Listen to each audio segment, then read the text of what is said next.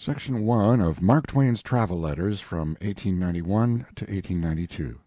Mark Twain at Aix-les-Bains, from the November 8, 1891, Chicago Daily Tribune. Certainly Aix-les-Bains is an enchanting place. It is a strong word, but I think the facts justify it. True, there is a rabble of nobilities, big and little, here all the time, and often a king or two, but as those behave quite nicely and also keep mainly to themselves, they are little or no annoyance. And then a king makes the best advertisement there is, and the cheapest. All he costs is a reception at the station by the mayor and the police in their Sunday uniforms, shop front decorations along the route from station to hotel, brass band at the hotel, fireworks in the evening, free bath in the morning. This is the whole expense, and in return for it he goes away from here with the broad of his back metaphorically stenciled over with display ads, which shout to all the nations of the earth, assisted by the telegraph: Rheumatism routed at Aix-les-Bains, gout admonished, nerves braced up, all diseases welcomed and satisfaction given, or the money refunded at the door. We leave nature's noble cliffs and crags undefiled and uninsulted by the advertiser's paintbrush. We use the back of a king, which is better and properer and more effective, too, for the cliff stays still and few see it, but the king moves across the fields of the world and is visible from all points like a constellation. We are out of kings this week, but one will be along soon, possibly His Satanic Majesty of Russia. There's a colossus for you, a mysterious and terrible form that towers up into unsearchable space and casts a shadow across the universe like a planet in eclipse. There will be but one absorbing spectacle in this world when we stencil him and start him out. This is an old valley, this of Aix, both in the history of man and the geological records of its rocks. Its little Lake of Bourget carries the human history back to the lake dwellers, furnishing 7 groups of their habitations, and Dr. William Wakefield says in his interesting local guide-book that the mountains round about furnish, geologically, a veritable epitome of the globe. The stratified chapters of the earth's history are clearly and permanently written on the sides of the roaring bulk of the Dent du Chat, but many of the layers of race, religion, and government, which in turn have flourished and perished here between the lake dweller of several thousand years ago and the French Republican of today, are ill-defined and uninforming by comparison. There were several varieties of pagans. They went their way, one after the other, down into night and oblivion, leaving no account of themselves, no memorials. The Romans arrived 2,300 years ago. Other parts of France are rich with remembrances of their 8 centuries of occupation, but not many are here. Other pagans followed the Romans. By and by Christianity arrived, some 400 years after the time of Christ. The long procession of races, languages, religions, and dynasties demolished each other's monuments and obliterated each other's records. It is man's way always. As a result, nothing is left of the handiwork of the remoter inhabitants of the region except the constructions of the lake dwellers and some Roman odds and ends. There is a part of a small Roman temple, there is a part of a Roman bath, there is a graceful and battered Roman arch. It stands on a turfy level over the way from the present great bathhouse, is surrounded by magnolia trees, and is both a picturesque and suggestive object. It has stood there some 1,000 years. Its nearest neighbor, not 20 steps away, is a Catholic church. They are symbols of the two chief eras in the history of Aix, yes, and of her European world. I judge that the venerable arch is held in reverent esteem by everybody, and that this esteem is its sufficient protection from insult, for it is the only public structure I have yet seen in France which lacks the sign, "It is forbidden to post bills here." Its neighbor, the church, has that sign on more than one of its sides, and other signs, too, forbidding certain other sorts of desecration. The arch's next nearest neighbor, just at its elbow, like the church, is the telegraph office. So there you have the three great eras bunched together, the era of war, the era of theology, the era of business.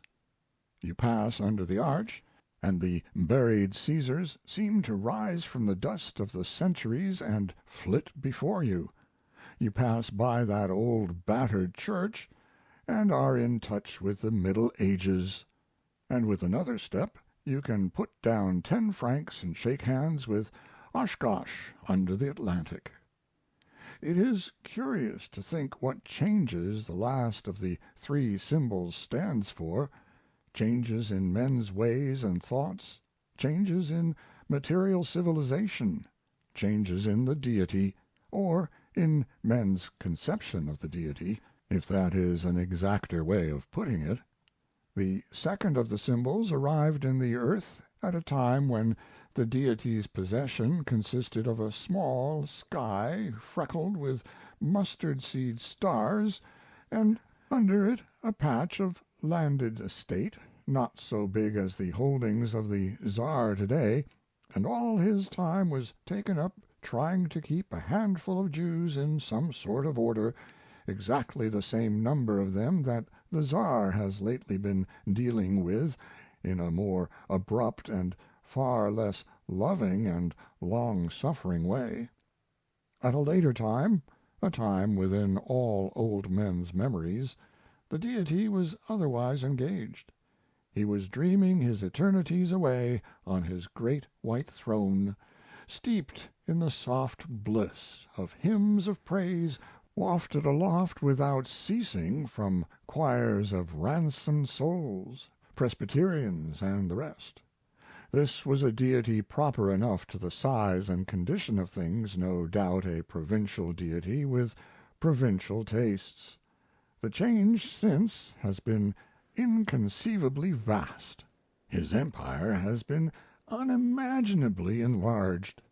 Today he is master of a universe made up of myriads upon myriads of gigantic suns, and among them, lost in that limitless sea of light, floats that atom, his earth, which once seemed so good and satisfactory and cost so many days of patient labor to build, a mere cork adrift in the waters of a shoreless Atlantic.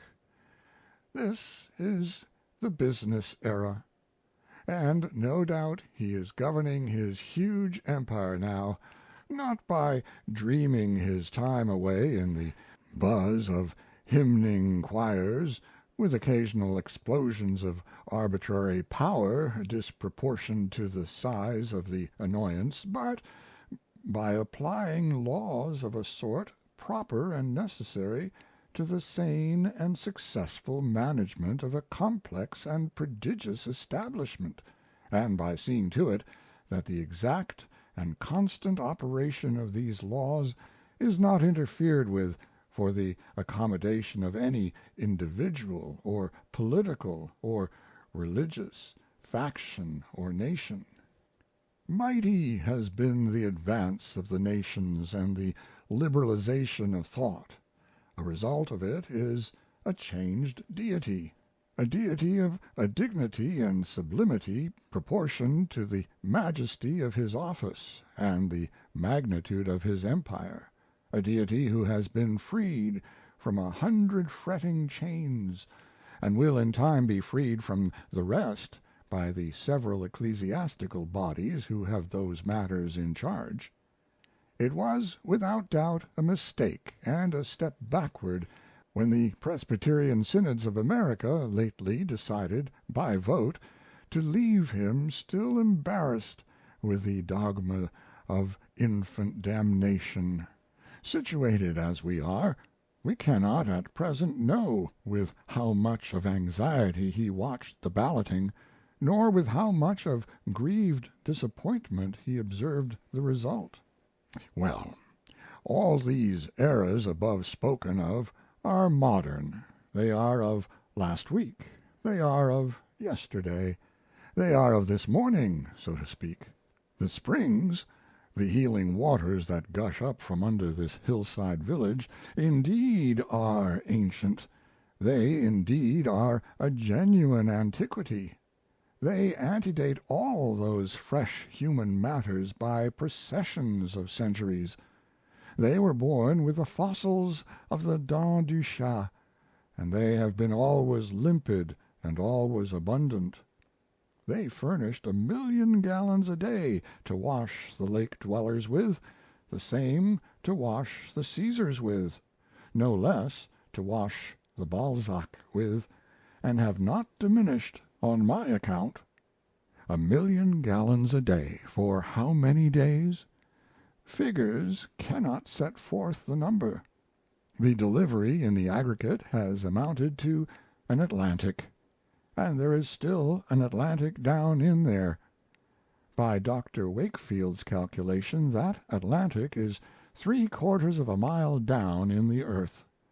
The calculation is based upon the temperature of the water, which is 114 degrees to 117 degrees Fahrenheit, the natural law being that below a certain depth heat augments at the rate of 1 degree for every 60 feet of descent. Aix is handsome, and handsomely situated, too, on its hill slope, with its stately prospect of mountain range and plain spread out before it and about it. The streets are mainly narrow and steep and crooked and interesting, and offer considerable variety in the way of names. On the corner of one of them you read this: Rue du Puy d'Enfer, Pit of Hell Street. Some of these sidewalks are only 18 inches wide. They are for the cats, probably. There is a pleasant park, and there are spacious and beautiful grounds connected with the two great pleasure resorts, the Cercle and the Villa des Fleurs. The town consists of big hotels, little hotels, and pensions. The season lasts about 6 months, beginning with May. When it is at its height there are thousands of visitors here, and in the course of the season as many as 20,000 in the aggregate come and go. These are not all here for the baths. Some come for the gambling facilities, and some for the climate. It is a climate where the field strawberry flourishes through the spring, summer, and fall. It is hot in the summer, and hot in earnest, but this is only in the daytime. It is not hot at night. The English season is May and June. They get a good deal of rain then, and they like that. The Americans take July, and the French take August. By the 1st of July the open-air music and the evening concerts and operas and plays are fairly under way, and from that time onward the rush of pleasure has a steadily increasing boom. It is said that in August the great grounds and the gambling rooms are crowded all the time, and no end of ostensible fun going on. It is a good place for rest and sleep, and general recuperation of forces. The book of Dr. Wakefield says there is something about this atmosphere which is the deadly enemy of insomnia, and I think this must be true, for, if I am any judge, this town is at times the noisiest one in Europe, and yet a body gets more sleep here than he could at home, I don't care where his home is. Now we are living at a most comfortable and satisfactory pension, with a garden of shade trees and flowers and shrubs, and a convincing air of quiet and repose. But just across the little narrow street is the little market square, and at a corner of that is that church that is neighbor to the Roman arch, and that narrow street, and that billiard table of a market place, and that church are able, on a bet, to turn out more noise to the cubic yard at the wrong time than any other similar combination in the earth or out of it. In the street you have the skull-bursting thunder of the passing hack, a volume of sound not producible by 6 hacks anywhere else. On the hack is a lunatic with a whip, which he cracks to notify the public to get out of his way. This crack is as keen and sharp and penetrating and ear-splitting as a pistol shot at close range, and the lunatic delivers it in volleys, not single shots. You think you will not be able to live till he gets by, and when he does get by he only leaves a vacancy for the bandit who sells Le Petit Journal to fill with his strange and awful yell.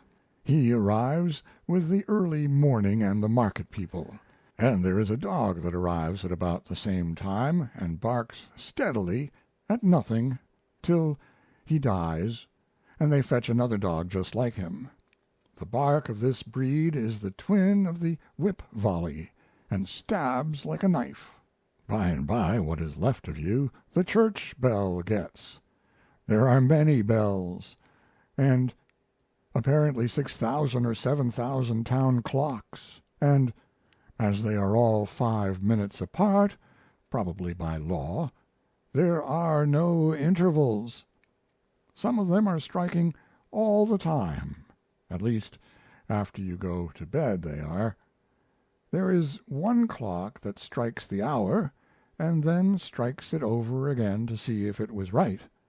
Then for evenings and Sundays there is a chime that starts in pleasantly and musically, then suddenly breaks into a frantic roar and boom and crash of warring sounds that make you think Paris is up and the Revolution come again. And yet, as I have said, one sleeps here, sleeps like the dead.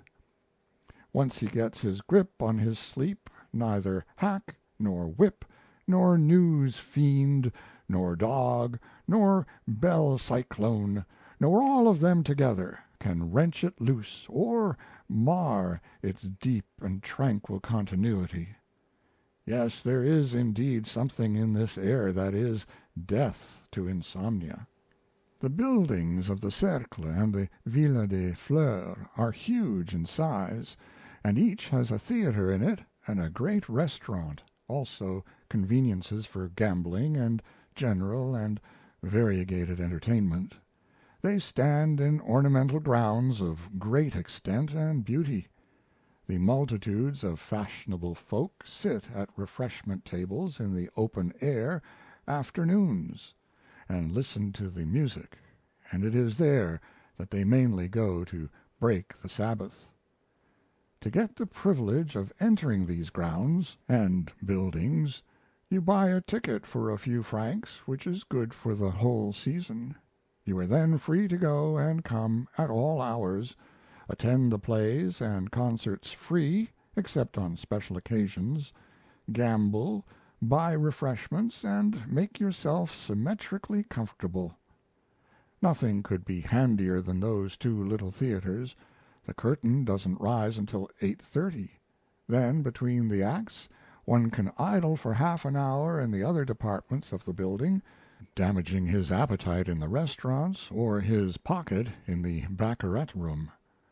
The singers and actors are from Paris, and their performance is beyond praise. I was never in a fashionable gambling hall until I came here. I had read several millions of descriptions of such places, but the reality was new to me. I very much wanted to see this animal, especially the now historic game of baccarat, and this was a good place, for Aix ranks next to Monte Carlo for high play and plenty of it. But the result was what I might have expected.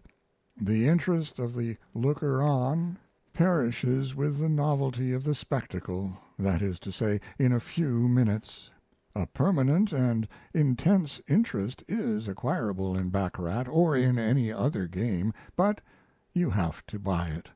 You don't get it by standing around looking on. The baccarat table is covered with green cloth, and is marked off in divisions with chalk or something. The banker sits in the middle, the croupier opposite. The customers fill all the chairs at the table, and the rest of the crowd are massed at their backs and leaning over them to deposit chips or gold coins. Constantly money and chips are flung upon the table, and the game seems to consist of the croupiers reaching for those things with a flexible sculling oar and raking them home. It appeared to be a rational enough game for him, and if I could have borrowed his oar I would have stayed, but I didn't see where the entertainment of the others came in. This was because I saw without perceiving and observed without understanding. For the widow and the orphan and the others do win money there. Once an old gray mother in Israel or elsewhere pulled out, and I heard her say to her daughter or her granddaughter as they passed me, "There, I've won 6 louis, and I'm going to quit while I'm ahead." Also there was this statistic. A friend pointed to a young man with a dead stub of a cigar in his mouth, which he kept munching nervously all the time, and pitching $100 chips on the board, while two sweet young girls reached down over his shoulders to deposit modest little gold pieces, and said, "He's only funning now, wanting a few hundred to pass the time, waiting for the gold room to open, you know, which won't be till well after midnight. Then you'll see him bet. He won £14,000 there last night. They don't bet anything there but big money." The thing I chiefly missed was the haggard people with the intense eye, the hunted look, the desperate mien, candidates for suicide and the pauper's grave. They are in the descriptions as a rule, but they were off duty that night. All the gamblers, male and female, old and young, looked abnormally cheerful and prosperous. However, all the nations were there, clothed richly and speaking all the languages. Some of the women were painted and were evidently shaky as to character. These items tallied with the descriptions well enough. The etiquette of the place was difficult to master. In the brilliant and populous halls and corridors you don't smoke, and you wear your hat, no matter how many ladies are in the thick throng of drifting humanity. But the moment you cross the sacred threshold and enter the gambling hall, off the hat must come, and everybody lights his cigar and goes to suffocating the ladies. But what I came here for, 5 weeks ago, was the baths. My right arm was disabled with rheumatism. To sit at home in America and guess out the European bath best fitted for a particular ailment or combination of ailments, it is not possible, and it would not be a good idea to experiment in that way, anyhow. There are a great many curative baths on the Continent, and some are good for one disease but bad for another. So it is necessary to let a physician name your bath for you. As a rule, Americans go to London to get this advice, and South Americans go to Paris for it. Now and then an economist chooses his bath himself, and does 1,000 miles of railroading to get to it, and then the local physicians tell him he has come to the wrong place. He sees that he has lost time and money and strength, and almost the minute that he realizes this he loses his temper.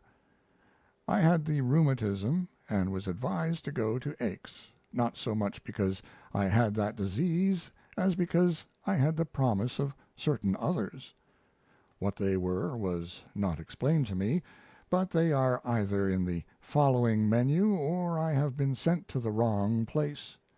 Dr. Wakefield's book says, "We know that the class of maladies benefited by the water and baths at Aix are those due to defect of nutrition, debility of the nervous system, or to a gouty, rheumatic, herpetic, or scrofulous diathesis, all diseases extremely debilitating and requiring a tonic and not a depressing action of the remedy.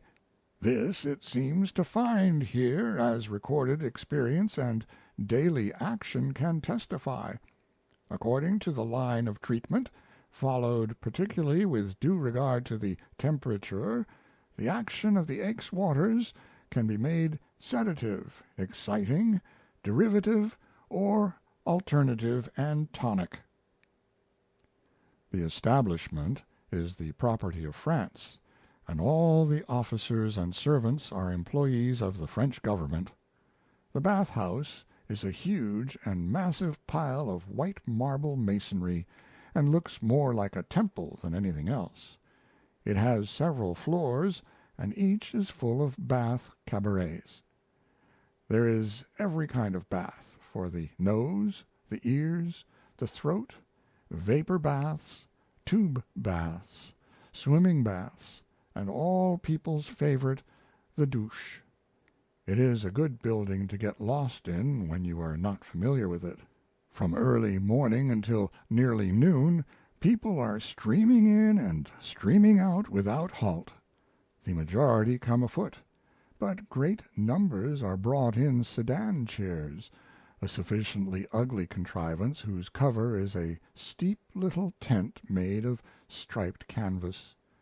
You see nothing of the patient in this diving bell as the bearers tramp along, except a glimpse of his ankles bound together and swathed around with blankets or towels to that generous degree that the result suggests a sore piano leg.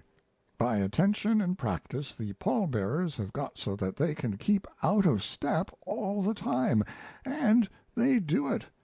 As a consequence, their veiled churn goes rocking, tilting, swaying along like a bell buoy in a ground swell. It makes the oldest sailor seasick to look at that spectacle.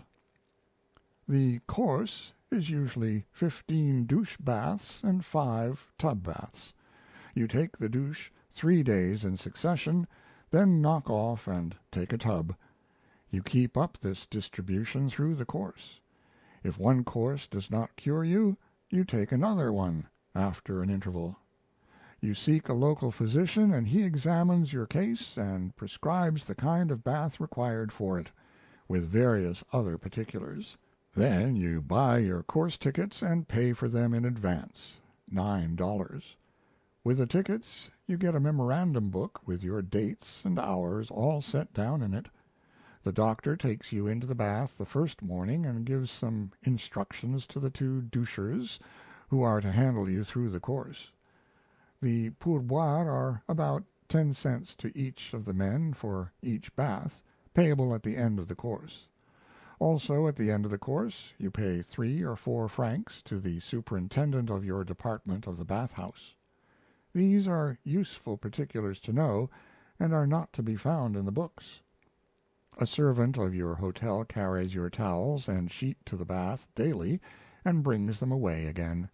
They are the property of the hotel.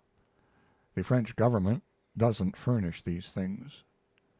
You meet all kinds of people at a place like this, and if you give them a chance they will submerge you under their experiences, for they are either glad or sorry they came, and they want to spread their feelings out and enjoy them. One of them said to me, "It's great, these baths. I didn't come here for my health. I only came to find out if there was anything the matter with me. The doctor told me if there was the symptoms would soon appear. After the first douche I had sharp pains in all my muscles. The doctor said it was different varieties of rheumatism, and the best varieties there were, too. After my second bath I had aches in my bones and skull and around. The doctor said it was different varieties of neuralgia, and the best in the market. Anybody would tell me so. I got many new kinds of pains out of my third douche. These were in my joints. The doctor said it was gout, complicated with heart disease, and encouraged me to go on. Then we had the fourth douche, and I came out on a stretcher that time, and fetched with me one vast, diversified, undulating, continental kind of pain, with horizons to it, and zones and parallels of latitude, and meridians of longitude, and isothermal belts, and variations of the compass. Oh, everything tidy and right up to the latest developments, you know. The doctor said it was inflammation of the soul, and just the very thing. Well, I went right on gathering them in: toothache, liver complaint, softening of the brain, nostalgia, bronchitis, osteology, fits, coleoptera, hydrangea, Cyclopedia Britannica, delirium tremens, and a lot of other things that I've got down in my list that I'll show you, and you can keep it if you like, and tally off the bric-a-brac as you lay it in. The doctor said I was a grand proof of what these baths could do. Said I had come here as innocent of diseases as a grindstone, and inside of 3 weeks these baths had sluiced out of me every important ailment known to medical science, along with considerable more that were entirely new and patentable. Why, he wanted to exhibit me in his bay window. There seems to be a good many liars this year.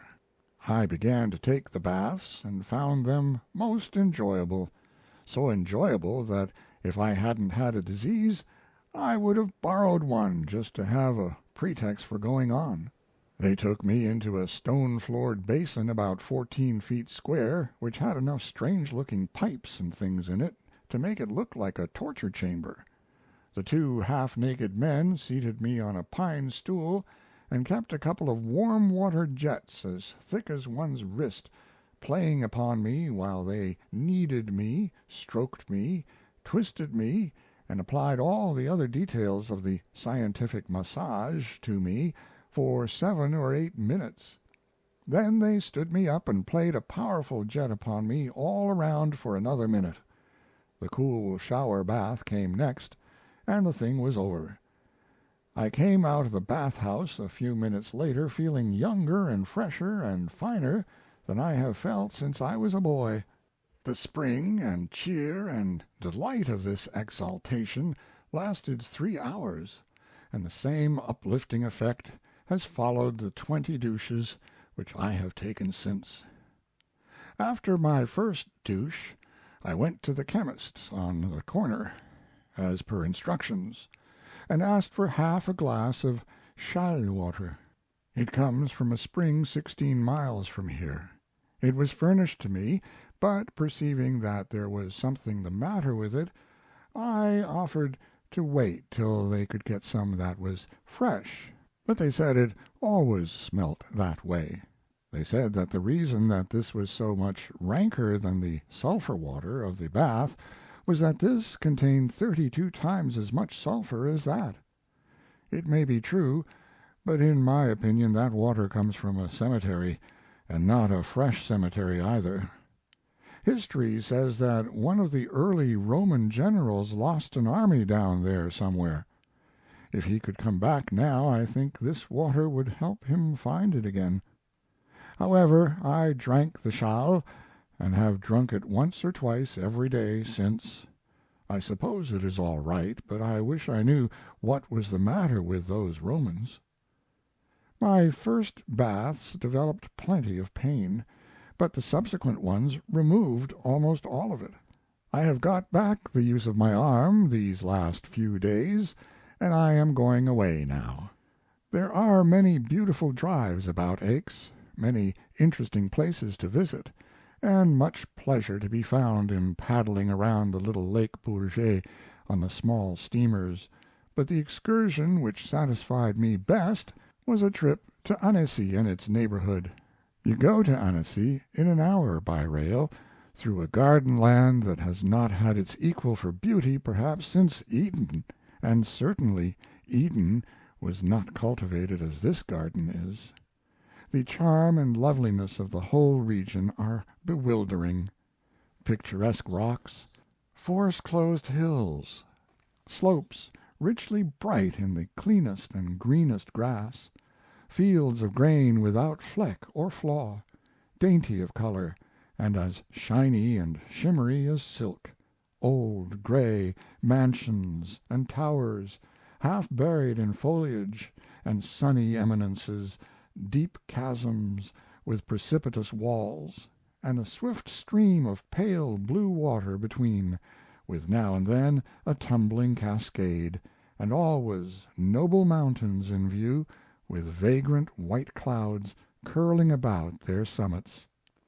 Then, at the end of an hour, you come to Annecy and rattle through its old crooked lanes, built solidly up with curious old houses that are a dream of the Middle Ages, and presently you come to the main object of your trip, Lake Annecy. It is a revelation, it is a miracle. It brings the tears to a body's eyes, it is so enchanting. That is to say, it affects you just as all things that you instantly recognize as perfect affect you: perfect music, perfect eloquence, perfect art, perfect joy, perfect grief. It stretches itself out there in the caressing sunlight, and away towards its border of majestic mountains, a crisped and radiant plain of water of the divinest blue that can be imagined.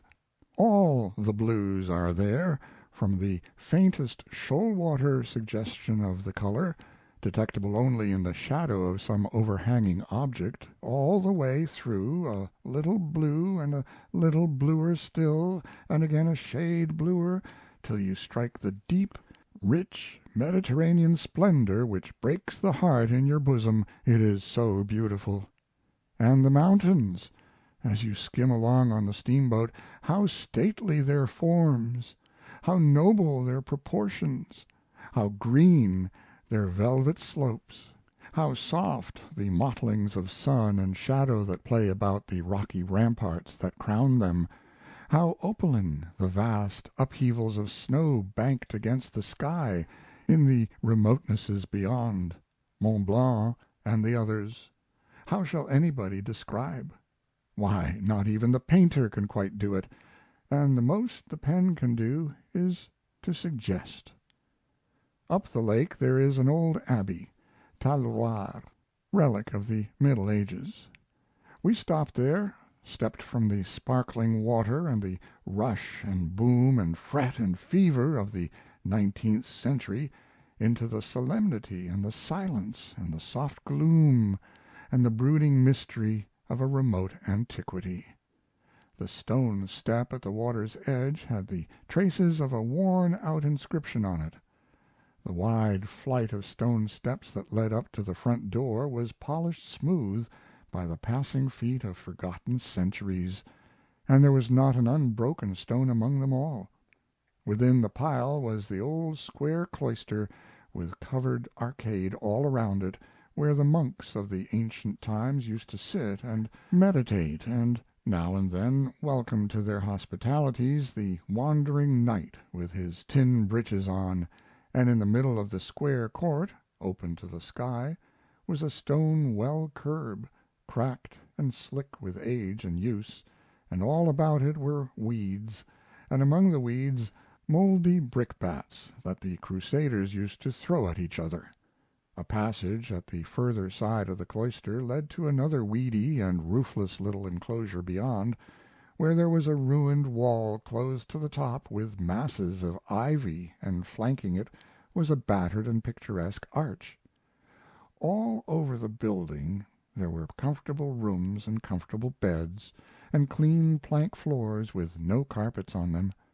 In one bedroom upstairs were half a dozen portraits, dimming relics of the vanished centuries, portraits of abbots who used to be as grand as princes in their old day, and very rich, and much worshipped, and very holy. And in the next room there was a howling chromo and an electric bell.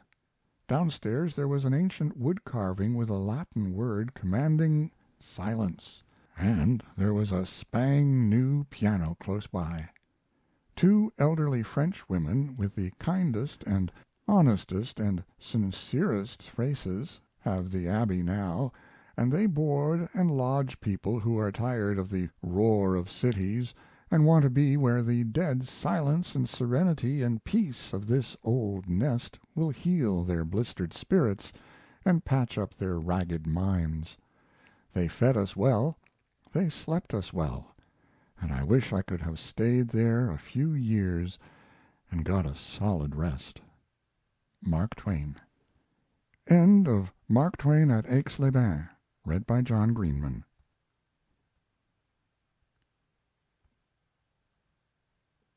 Mark Twain at Bayreuth. From the Chicago Sunday Tribune, December 6, 1891. It was at Nuremberg that we struck the inundation of music-mad strangers that was rolling down upon Bayreuth. It had been long since we had seen such multitudes of excited and struggling people. It took a good half hour to pack them and pair them into the train, and it was the longest train we have yet seen in Europe. Nuremberg had been witnessing this sort of experience a couple of times a day for about 2 weeks. It gives one an impressive sense of the magnitude of this biennial pilgrimage, for a pilgrimage is what it is. The devotees come from the very ends of the earth to worship their prophet in his own Kaaba, in his own Mecca. If you are living in New York or San Francisco or Chicago or anywhere else in America, and you conclude by the middle of May that you would like to attend the Bayreuth Opera 2 months and a half later, you must use the cable, and get about it immediately, or you will get no seats, and you must cable for lodgings, too. Then, if you are lucky, you will get seats in the last row and lodgings in the fringe of the town. If you stop to write, you will get nothing. There were plenty of people in Nuremberg when we passed through who had come on pilgrimage without first securing seats and lodgings. They had found neither in Bayreuth. They had walked Bayreuth streets a while in sorrow, then gone to Nuremberg, and found neither beds nor standing room, and had walked those quaint streets all night waiting for the hotels to open and empty their guests into the trains, and so make room for these their defeated brethren and sisters in the faith. They had endured from 30 to 40 hours railroading on the continent of Europe, with all which that implies of worry, fatigue, and financial impoverishment, and all they had got, and all they were to get for it, was handiness and accuracy in kicking themselves, acquired by practice in the back streets of the two towns when other people were in bed, for back they must go over that unspeakable journey with their pious mission unfulfilled. These humiliated outcasts had the frowsy and unbrushed and apologetic look of wet cats, and their eyes were glazed with drowsiness. Their bodies were a droop from crown to sole, and all kind-hearted people refrained from asking them if they had been to Bayreuth, and failed to connect, as knowing they would lie. We reached Bayreuth about mid afternoon of a rainy Saturday. We were of the wise, and had secured lodgings and opera seats months in advance. I am not a musical critic, and did not come here to write essays about the operas and deliver judgment upon their merits. The little children of Bayreuth could do that with a finer sympathy and a broader intelligence than I. I only care to bring 4 or 5 pilgrims to the operas, pilgrims able to appreciate them and enjoy them. What I might write about the performances, to put in my odd time, would be offered to the public as merely a cat's view of a king, and not of didactic value. Next day, which was Sunday, we left for the Opera House, that is to say the Wagner Temple, a little after the middle of the afternoon. The great building stands all by itself, grand and lovely, on high ground outside the town. We were warned that if we arrived after 4 o'clock we should be obliged to pay $2.50 apiece by way of fine. We saved that, and it may be remarked here that this is the only opportunity Europe offers of saving money. There was a big crowd in the grounds about the building, and the ladies' dresses took the sun with fine effect. I do not mean to intimate that the ladies were in full dress, for that was not so. The dresses were pretty, but neither sex was in evening dress. The interior of the building is simple, severely so, but there's no occasion for color and decoration, since the people sit in the dark. The auditorium has the shape of a keystone, with a stage at the narrow end. There is an aisle on each side, but no aisle in the body of the house. Each row of seats extends in an unbroken curve from one side of the house to the other. There are 7 entrance doors on each side of the theater, and 4 at the butt end, 18 doors to admit and emit 1,650 persons. The number of the particular door by which you are to enter the house or leave it is printed on your ticket, and you can use no door but that one. Thus crowding and confusion are impossible. Not so many as 100 people use any one door. This is better than having the usual and useless elaborate fireproof arrangements. It is the model theater of the world. It can be emptied while the second hand of a watch makes its circuit. It would be entirely safe even if it were built of lucifer matches. If your seat is near the center of a row and you come in late, you must work your way along a rank of about 25 ladies and gentlemen to get to it. Yet this causes no trouble, for everybody stands up until the seats are full, and the filling is accomplished in a very few minutes.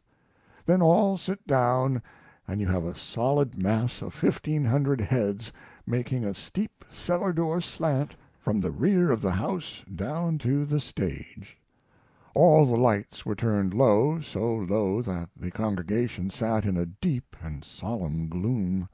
The funereal rustling of dresses and the low buzz of conversation began to die swiftly down, and presently not the ghost of a sound was left. This profound and increasingly impressive stillness continued yet during some time, the best preparation for music, spectacle, or speech conceivable. I should think our show people would have invented or imported that simple and impressive device for securing and solidifying the attention of an audience long ago, instead of which they continue to this day to open a performance against a deadly competition in the form of noise, confusion, and a scattered interest. Finally, out of darkness and distance and mystery, soft, rich notes rose upon the stillness, and from his grave the dead magician began to weave his spells about his disciples and steep their souls in his enchantments. There was something strangely impressive in the fancy which kept intruding itself that the composer was conscious in his grave of what was going on here, and that these divine sounds were the clothing of thoughts which were at this moment passing through his brain, not recognized and familiar ones which had issued from it at some former time. The entire overture, long as it was played to a dark house with the curtain down. It was exquisite. It was delicious. But straightway thereafter, of course, came the singing, and it does seem to me that nothing can make a Wagner opera absolutely perfect and satisfactory to the untutored but to leave out the vocal parts. I wish I could see a Wagner opera done in pantomime once. Then one would have the lovely orchestration unvexed to listen to and bathe his spirit in, and the bewilderingly beautiful scenery to intoxicate his eyes with, and the dumb acting couldn't mar these pleasures, because there isn't often anything in a Wagner opera that one would call by such a violent name as acting. As a rule, all you would see would be a couple of silent people, one of them standing still, the other catching flies. Of course I do not really mean that he would be catching flies. I only mean that the usual operatic gestures, which consist in reaching first one hand out into the air and then the other, might suggest the sport I speak of if the operator attended strictly to business and uttered no sound. This present opera was Parsifal. Madame Wagner does not permit its representation anywhere but in Beirut. The first act of the three occupied 2 hours, and I enjoyed that in spite of the singing. I trust that I know as well as anybody that singing is one of the most entrancing and bewitching and moving and eloquent of all the vehicles invented by man for the conveying of feeling, but it seems to me that a chief virtue in song is melody, air, tune, rhythm, or what you please to call it, and that when this feature is absent, what remains is a picture with the color left out. I was not able to detect in the vocal parts of Parsifal anything that might with confidence be called rhythm or tune or melody. One person performed at a time, and a long time, too, often in a noble and always in a high-priced voice. But he only pulled out long notes, then some short ones, then another long one, then a sharp, quick, peremptory bark or two, and so on and so on. And when he was done you saw that the information which he had conveyed had not compensated for the disturbance. Not always, but pretty often. If two of them would but put in a duet occasionally and blend the voices, but no, they don't do that. The great master, who knew so well to make 100 instruments rejoice in unison and pour out their souls in mingled and melodious tides of delicious sound, deals only in barren solos when he puts in the vocal parts. It may be that he was deep, and only added the singing to his opera for the sake of the contrast it would make with the music. Singing! It does seem the wrong name to apply to it. Strictly described, it is a practising of difficult and unpleasant intervals mainly. An ignorant person gets tired of listening to gymnastic intervals in the long run, no matter how pleasant they may be.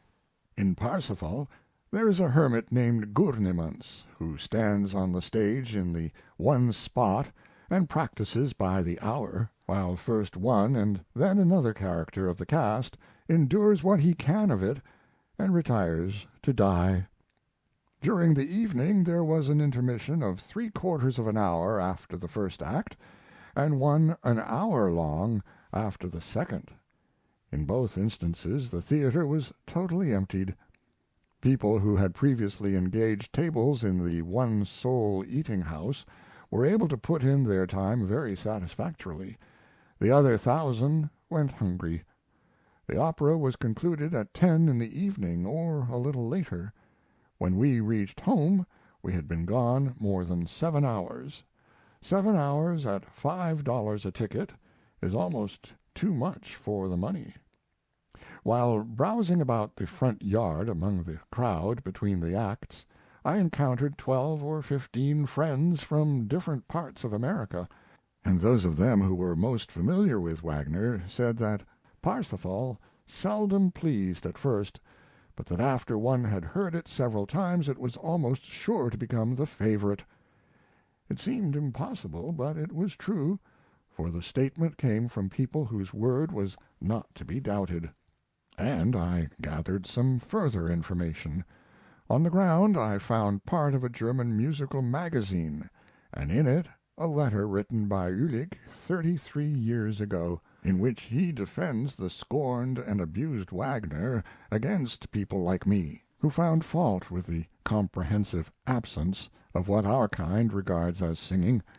Ulick says Wagner despised jene plapperude Musik, and therefore runs, trills, and Schnörkel are discarded by him. I don't know what a Schnörkel is, but now that I know it has been left out of these operas I never have missed so much in my life. And Ulick further says that Wagner's song is true, that it is simply emphasized intoned speech. That certainly describes it, in Parsifal and in some of the other operas, and if I understand Ulick's elaborate German he apologizes for the beautiful airs in Tannhauser. Very well.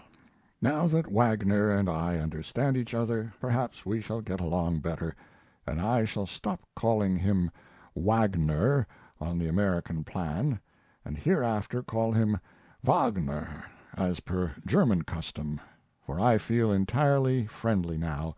The minute we get reconciled to a person, how willing we are to throw aside little needless punctilios and pronounce his name right. Of course, I came home wondering why people should come from all corners of America to hear these operas when we have lately had a season or two of them in New York with these same singers in the several parts, and possibly this same orchestra. I resolved to think that out at all hazards. Tuesday. Yesterday they played the only operatic favorite I have ever had, an opera which has always driven me mad with ignorant delight whenever I have heard it, Tannhauser. I heard it first when I was a youth. I heard it last in the last German season in New York. I was busy yesterday and I did not intend to go, knowing I should have another Tannhauser opportunity in a few days, but after 5 o'clock I found myself free and walked out to the opera house and arrived about the beginning of the second act. My opera ticket admitted me to the grounds in front, past the policeman and the chain, and I thought I would take a rest on a bench for an hour or two and wait for the third act. In a moment or so the first bugles blew, and the multitude began to crumble apart and melt into the theater. I will explain that this bugle call is one of the pretty features here. You see, the theater is empty, and hundreds of the audience are a good way off in the feeding house. The first bugle call is blown about a quarter of an hour before time for the curtain to rise. This company of buglers in uniform march out with military step and send out over the landscape a few bars of the theme of the approaching act, piercing the distances with the gracious notes. Then they march to the other entrance and repeat. Presently they do this over again. Yesterday only about 200 people were still left in the front of the house when the second call was blown. In another half minute they would have been in the house, but then a thing happened which delayed them. The only solitary thing in this world which could be relied on with certainty to accomplish it, I suppose. An imperial princess appeared in the balcony above them. They stopped dead in their tracks and began to gaze in a stupor of gratitude and satisfaction. The lady presently saw that she must disappear or the doors would be closed upon these worshippers. So she returned to her box. This daughter-in-law of an emperor was pretty. She had a kind face. She was without airs. She is known to be full of common human sympathies. There are many kinds of princes, but this kind is the most harmful of all, for wherever they go they reconcile people to monarchy and set back the clock of progress. The valuable princes, the desirable princes, are the czars and their sort. By their mere dumb presence in the world they cover with derision every argument that can be invented in favor of royalty by the most ingenious casuist. In his time the husband of this princess was valuable. He led a degraded life. He ended it with his own hand in circumstances and surroundings of a hideous sort, and was buried like a god. In the opera house there is a long loft back of the audience, a kind of open gallery in which princes are displayed. It is sacred to them. It is the holy of holies. As soon as the filling of the house is about complete, the standing multitude turn and fix their eyes upon the princely layout and gaze mutely and longingly and adoringly and regretfully, like sinners looking into heaven. They become rapt, unconscious, steeped in worship. There is no spectacle anywhere that is more pathetic than this. It is worth crossing many oceans to see. It is somehow not the same gaze that people rivet upon a Victor Hugo or Niagara or the bones of the mastodon or the guillotine of the Revolution, or the Great Pyramid, or distant Vesuvius smoking in the sky, or any man long celebrated to you by his genius and achievements, or thing long celebrated to you by the praises of books and pictures. No, that gaze is only the gaze of intense curiosity, interest, wonder, engaged in drinking delicious deep draughts that taste good all the way down, and appease and satisfy the thirst of a lifetime. Satisfy it, that is the word. Hugo and the mastodon will still have a degree of interest thereafter when encountered, but never anything approaching the ecstasy of that first view. The interest of a prince is different. It may be envy, it may be worship, doubtless it is a mixture of both, and it does not satisfy its thirst with one view or even noticeably diminish it. Perhaps the essence of the thing is the value in which men attach to a valuable something which has come by luck and not been earned. $1 picked up in the road is more satisfaction to you than the 99 which you had to work for, and money won at faro or in stock snuggles into your heart in the same way. A prince picks up grandeur, power, and a permanent holiday, and gratis support by a pure accident, the accident of birth, and he stands always before the grieved eye of poverty and obscurity a monumental representative of luck. And then, supremest value of all, his is the only high fortune on the earth which is secure. The commercial millionaire may become a beggar. The illustrious statesman can make a vital mistake and be dropped and forgotten. The illustrious general can lose a decisive battle, and with it the consideration of men. But once a prince, always a prince, that is to say, an imitation god, and neither hard fortune nor an infamous character, nor an addled brain, nor the speech of an ass can undeify him. By common consent of all the nations and all the ages, the most valuable thing in this world is the homage of men, whether deserved or undeserved. It follows without doubt or question, then, that the most desirable position possible is that of a prince. And I think it also follows that the so-called usurpations with which history is littered are the most excusable misdemeanors which men have committed. To usurp a usurpation, that is all it amounts to, isn't it? A prince is not to us what he is to a European, of course. We have not been taught to regard him as a god, and so one good look at him is likely to so nearly appease our curiosity as to make him an object of no great interest next time. We want a fresh one. But it is not so with the European, I am quite sure of it.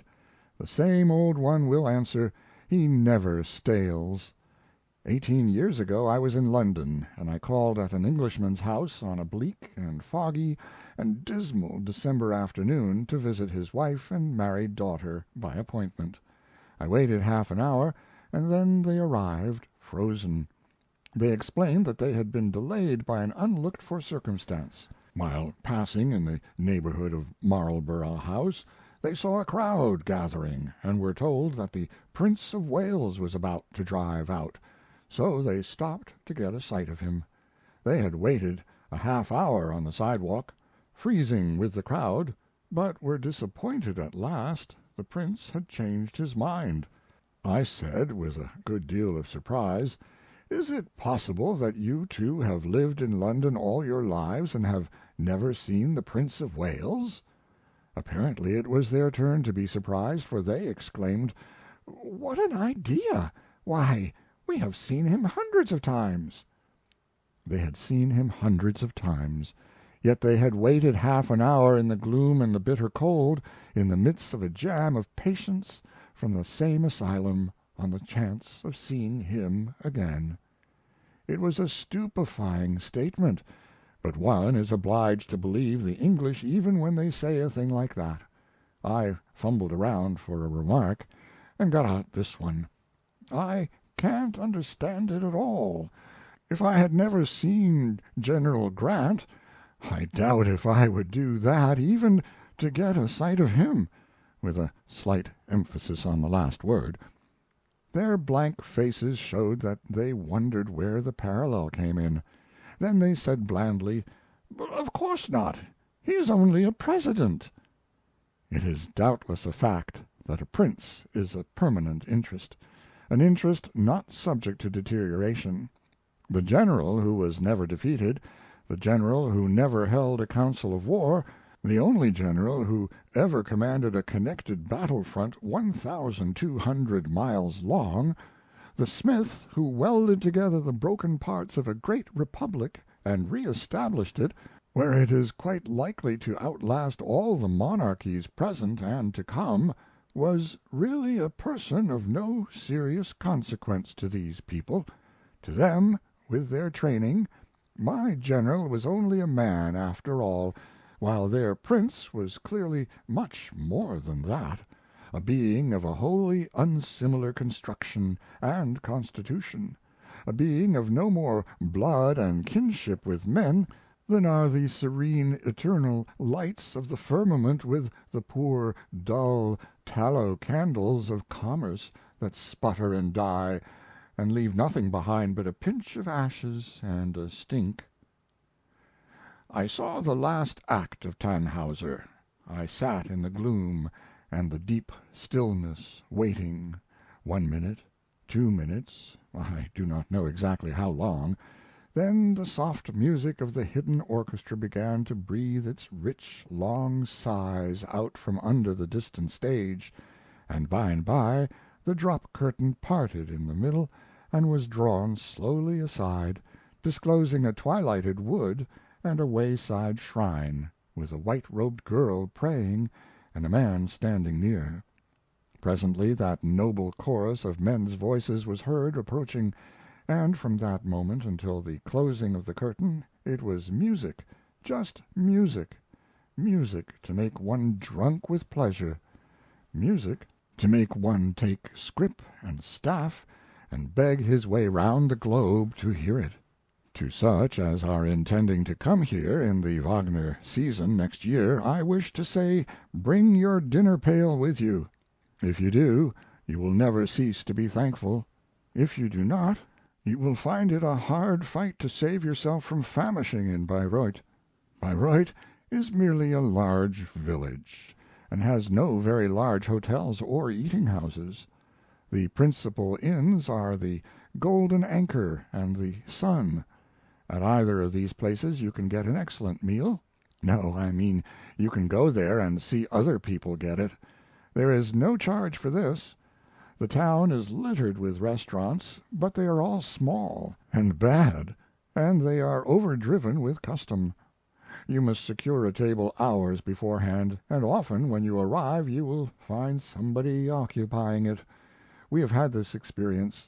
We have had a daily scramble for life, and when I say we I include shoals of people. I have the impression that the only people who do not have to scramble are the veterans, the disciples who have been here before and know the ropes. I think they arrive about a week before the first opera and engage all the tables for the season. My tribe have tried all kinds of places, some outside of the town a mile or two, and have captured only nibblings and odds and ends, never in any instance a complete and satisfying meal. Digestible? No, the reverse. These odds and ends are going to serve as souvenirs of Bayreuth, and in that regard their value is not to be overestimated. Photographs fade, bric-a-brac gets lost, busts of Wagner get broken, but once you absorb a Bayreuth restaurant meal it is your possession and your property until the time comes to embalm the rest of you. Some of these pilgrims here become in effect cabinets of souvenirs of Bayreuth. It is believed among scientists that you could examine the crop of a dead Bayreuth pilgrim anywhere in the earth and tell where he came from. But I like this ballast. I think a hermitage scrape up at 8 in the evening, when all the famine breeders have been there and laid in their mementos and gone, is the quietest thing you can lay on your keelson except gravel. Thursday. They keep 2 teams of singers in stock for the chief roles, and one of these is composed of the most renowned artists in the world, with Materna and Alvari in the lead. I suppose a double team is necessary. Doubtless a single team would die of exhaustion in a week, for all the plays last from 4 in the afternoon until 10 at night. Nearly all the labor falls upon the half-dozen head singers, and apparently they are required to furnish all the noise they can for the money. If they feel a soft, whispery, mysterious feeling, they are required to open up and let the public know it. Operas are given only on Sundays, Mondays, Wednesdays, and Thursdays, with 3 days of ostensible rest per week, and 2 teams to do the 4 operas. But the ostensible rest is devoted largely to rehearsing. It is said that the off days are devoted to rehearsing from some time in the morning till 10 at night. Are there 2 orchestras also? It is quite likely, since there are 110 names in the orchestra list. Yesterday the opera was Tristan and Isolde. I have seen all sorts of audiences at theaters, operas, concerts, lectures, sermons, funerals, but none which was twin to the Wagner audience at Bayreuth, for fixed and reverential attention, absolute stillness, and petrified retention to the end of an act of the attitude assumed at the beginning of it. You detect no movement in the solid mass of heads and shoulders. You seem to sit with the dead in the gloom of a tomb. You know that they are being stirred to their profoundest depths, that there are times when they want to rise and wave handkerchiefs and shout their approbation, and times when tears are running down their faces, and it would be a relief to free their pent emotions in sobs or screams. Yet you hear not one utterance till the curtain swings together and the closing strains have slowly faded out and died.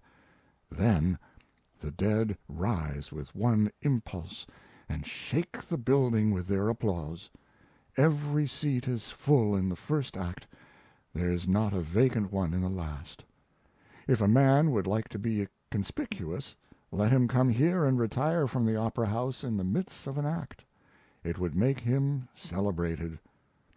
This audience reminds me of nothing I have ever seen and of nothing I have read about, except the city in the Arabian tale where all the inhabitants have been turned to brass, and the traveler finds them after centuries mute, motionless, and still retaining the attitudes which they last knew in life. Here the Wagner audience dress as they please, and sit in the dark and worship in silence.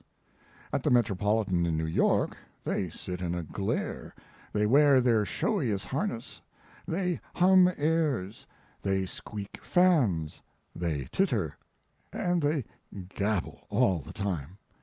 In some of the boxes the conversation and laughter are so loud as to divide the attention of the house with the stage. In large measure the Metropolitan is a showcase for rich fashionables who are not trained in Wagnerian music, and have no reverence for it, but who like to promote art and show their clothes. Can that be an agreeable atmosphere to persons in whom this music produces a sort of divine ecstasy, and to whom its creator is a very deity, his stage a temple, the works of his brain and hands consecrated things, and the partaking of them with eye and ear a sacred solemnity? Manifestly no. Then perhaps the temporary expatriation, the tedious traversing of seas and continents, the pilgrimage to Bayreuth stand explained. These devotees would worship in an atmosphere of devotion. It is only here that they can find it without fleck or blemish or any worldly pollution.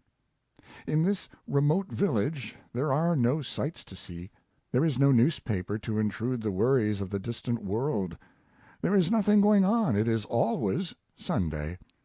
The pilgrim wends to his temple out of town, sits out his moving service, returns to his bed with his heart and his soul and his body exhausted by long hours of tremendous emotion, and he is in no fit condition to do anything but be torpid and slowly gather back life and strength for the next service.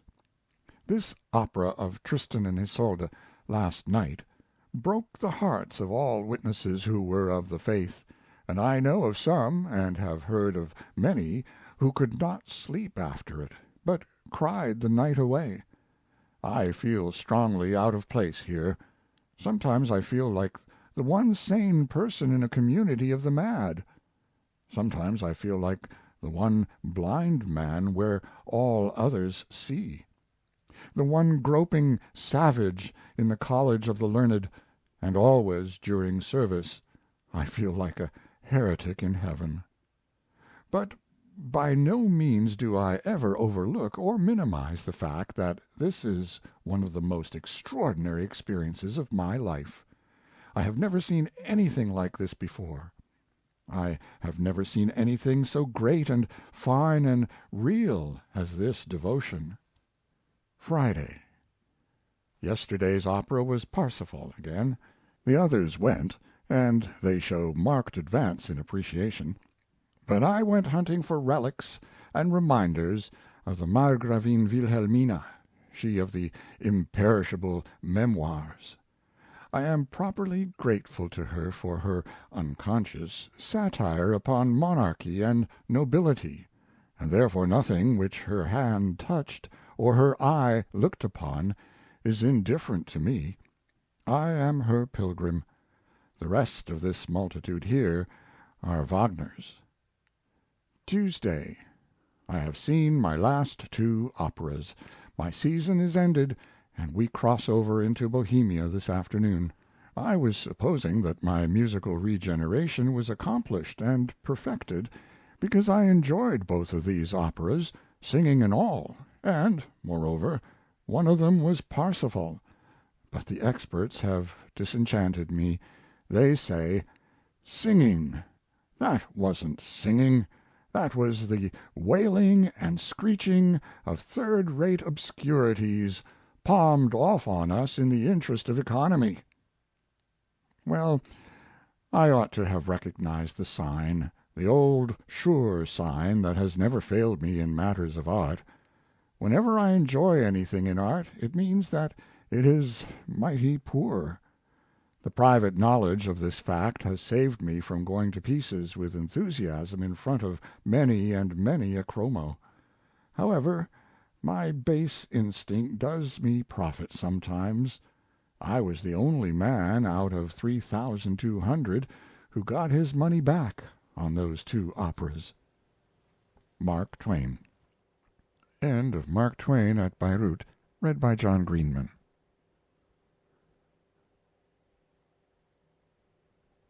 From the Chicago Sunday Tribune of January 3, 1892, Playing the Courier, by Mark Twain.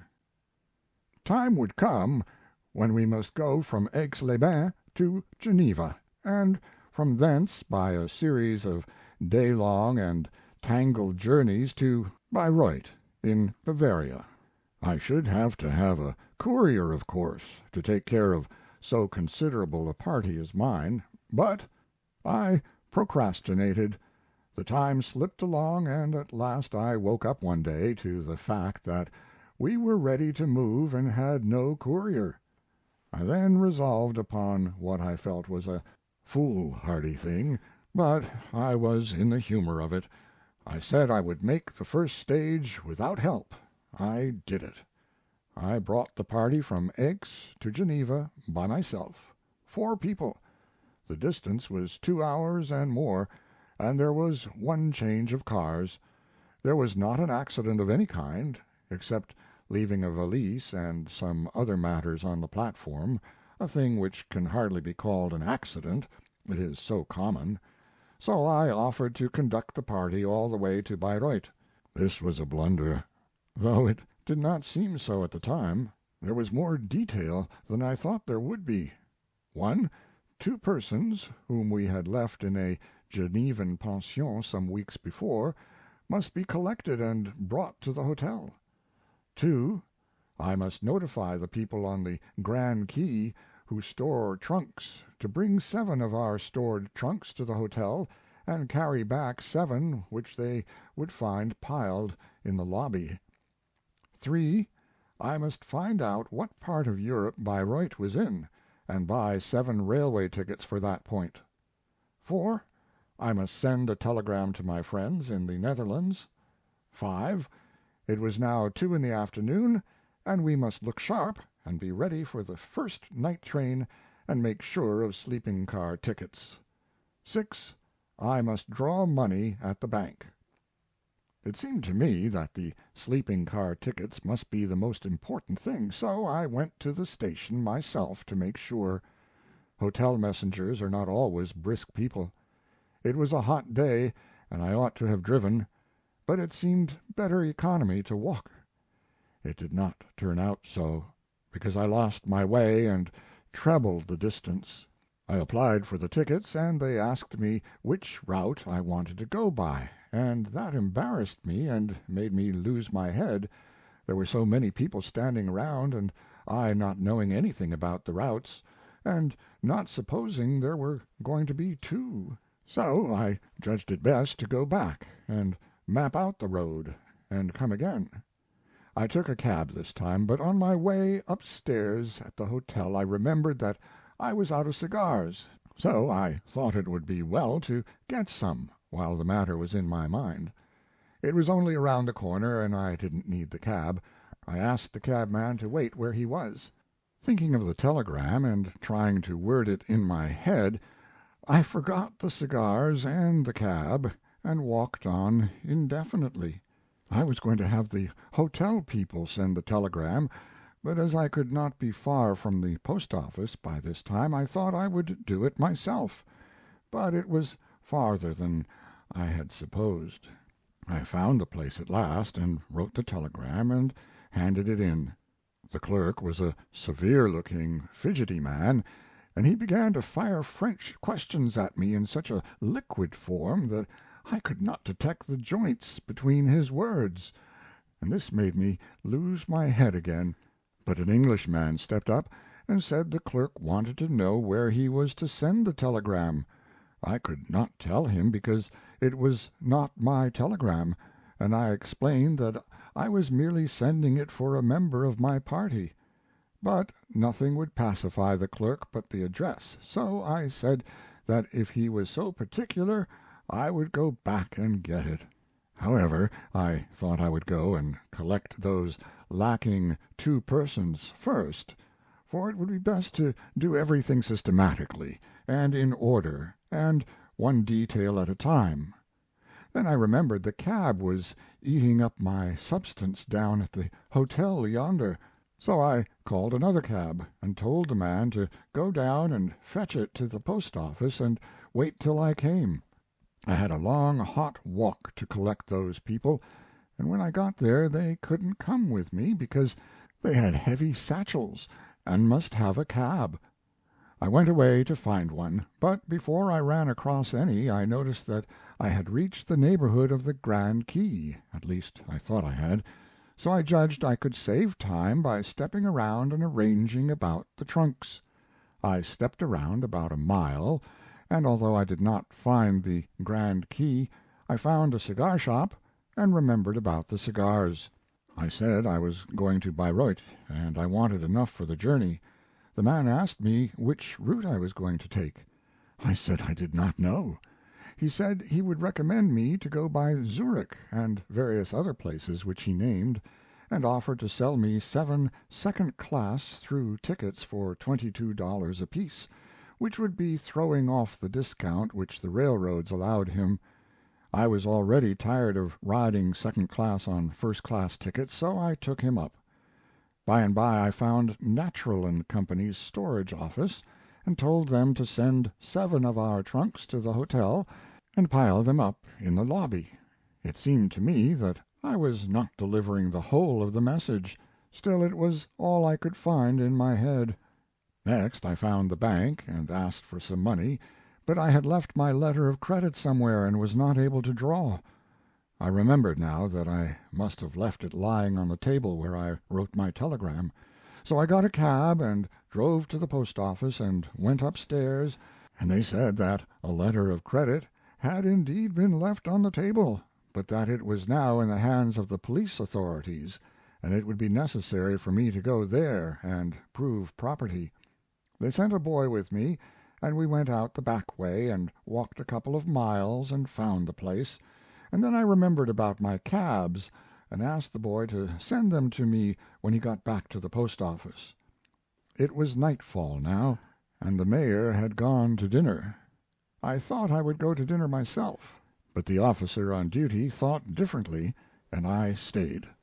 The mayor dropped in at 10:30, but said it was too late to do anything tonight, come at 9:30 in the morning. The officer wanted to keep me all night, and said I was a suspicious-looking person, and probably did not own the letter of credit, and didn't know what a letter of credit was, but merely saw the real owner leave it lying on the table and wanted to get it because I was probably a person that would want anything he could get, whether it was valuable or not. But the mayor said he saw nothing suspicious about me, and that I seemed a harmless person, and nothing the matter with me but a wandering mind, and not much of that. So I thanked him, and he set me free, and I went home in my 3 cabs.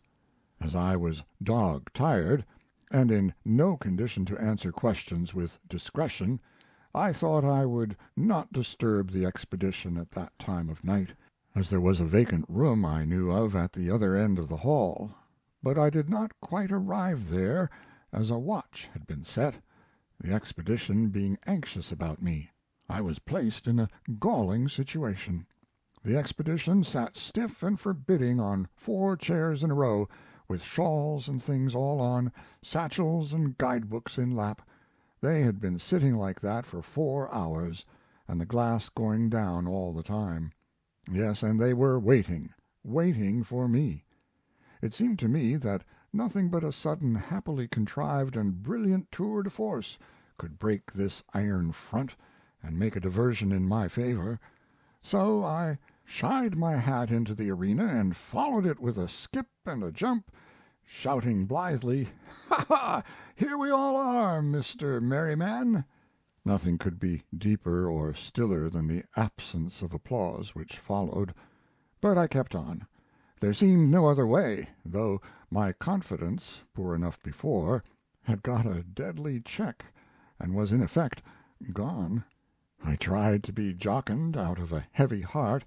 I tried to touch the other hearts there and soften the bitter resentment in those faces by throwing off bright and airy fun and making of the whole ghastly thing a joyously humorous incident, but this idea was not well conceived. It was not the right atmosphere for it. I got not one smile. Not one line in those offended faces relaxed. I thawed nothing of the winter that looked out of those frosty eyes. I started one more breezy, poor effort, but the head of the expedition cut into the center of it and said, "Where have you been?" I saw by the manner of this that the idea was to get down to cold business now. So I began my travels, but was cut short again. "Where are the two others?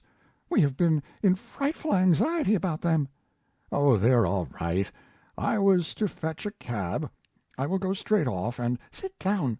Don't you know it is 11 o'clock? Where did you leave them?" "At the pension." "Why didn't you bring them?" "Because we couldn't carry the satchels, and so I thought—" "Thought? You should not try to think. One cannot think without the proper machinery. It is 2 miles to that pension. Did you go there without a cab?" Well, I didn't intend to. It only happened so." "How did it happen so?" "Because I was at the post office, and I remember that I had left a cab waiting here, and so, to stop that expense, I sent another cab to—" "To what?" "Well, I don't remember now, but I think the new cab was to have the hotel pay the old cab and send it away." "What good would that do?" "What good would it do? It would stop the expense, wouldn't it?" "By putting the new cab in its place to continue the expense?" I didn't say anything. "Why didn't you have the new cab come back for you?" "Oh, well, that is what I did. I remember now. Yes, that is what I did, because I recollect that when I—" "Well, then, why didn't it come back for you?" "To the post office? Why, it did." "Very well, then. How did you come to walk to the pension?" I don't quite remember how that happened. Oh, yes, I do remember now. I wrote the dispatch to send to the Netherlands, and—" "Oh, thank goodness you did accomplish something. I wouldn't have had you fail to send— What makes you look like that?" "You are trying to avoid my eye. That dispatch is the most important thing that you haven't sent that dispatch." I haven't said I didn't send it." "You don't need to. Oh, dear, I wouldn't have had that telegram fail for anything. Why didn't you send it?" "Well, you see, with so many things to do and think of, they're very particular there, and after I had written the telegram—" "Oh, never mind, let it go. Explanations can't help the matter now. What will he think of us?"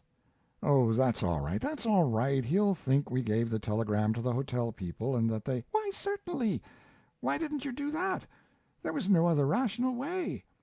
"Yes, I know, but then I had it on my mind that I must be sure to get to the bank and draw some money." "Well, you are entitled to some credit, after all, for thinking of that, and I don't wish to be too hard on you, though you must acknowledge yourself that you have cost us all a good deal of trouble, and some of it not necessary.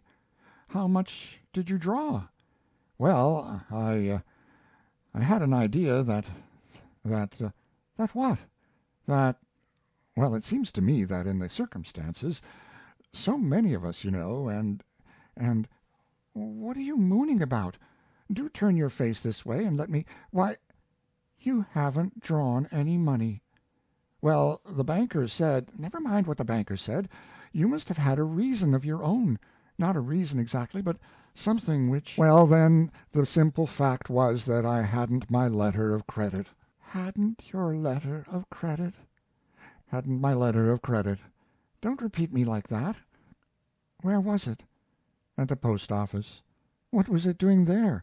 "Well, I forgot it and left it there." Upon my word, I've seen a good many couriers, but of all the couriers that ever I've done the best I could.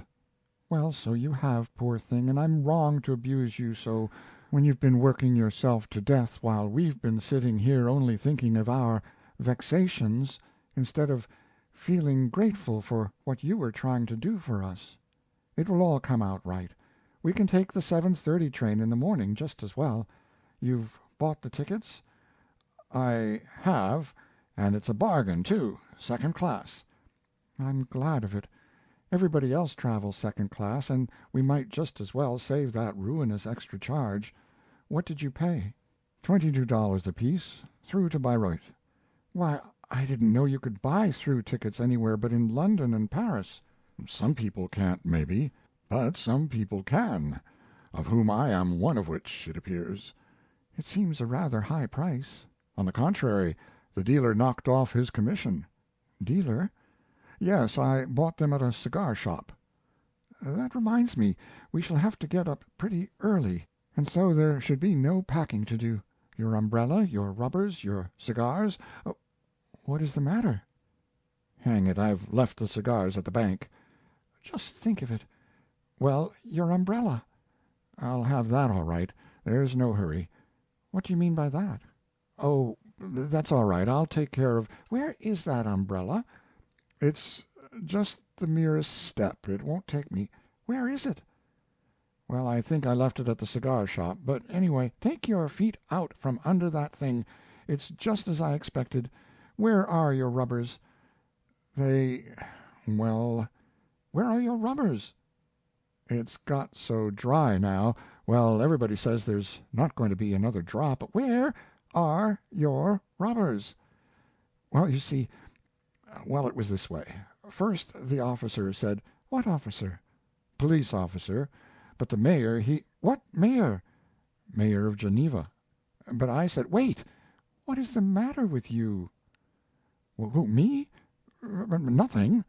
They both tried to persuade me to stay, and stay where? Well, the fact is, Where have you been? What's kept you out till 10:30 at night? oh, you see, after I lost my letter of credit, You are beating around the bush a good deal. Now answer the question in just one straightforward word. Where are those rubbers? they, well, they're in the county jail. I started a placating smile, but it petrified.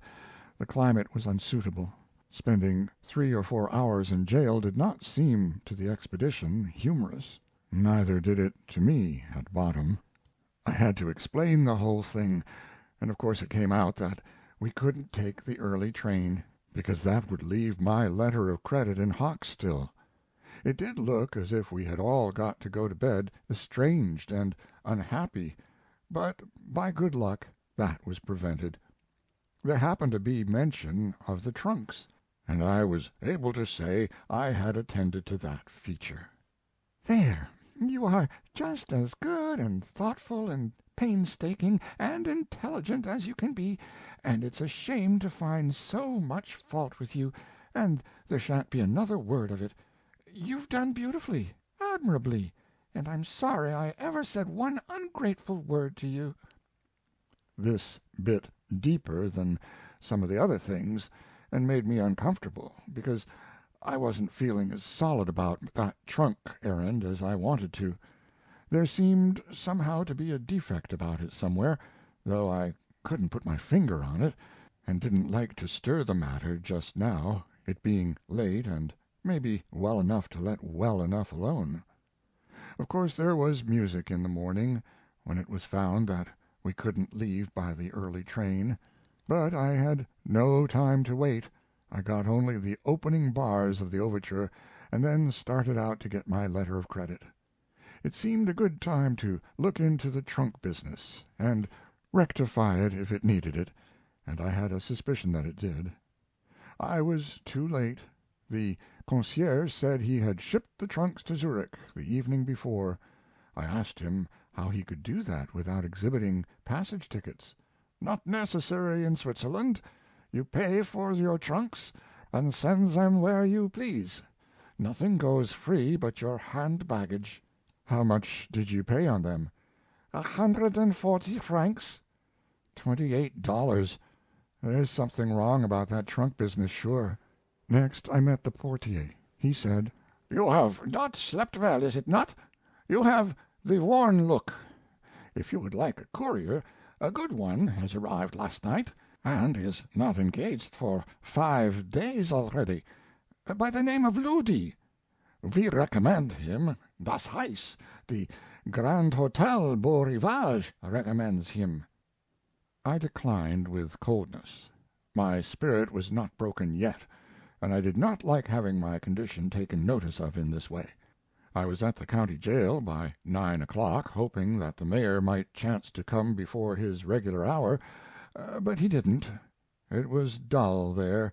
Every time I offered to touch anything, or look at anything, or do anything, or refrain from doing anything, the policeman said it was "Defendez." I thought I would practice my French on him, but he wouldn't have that either.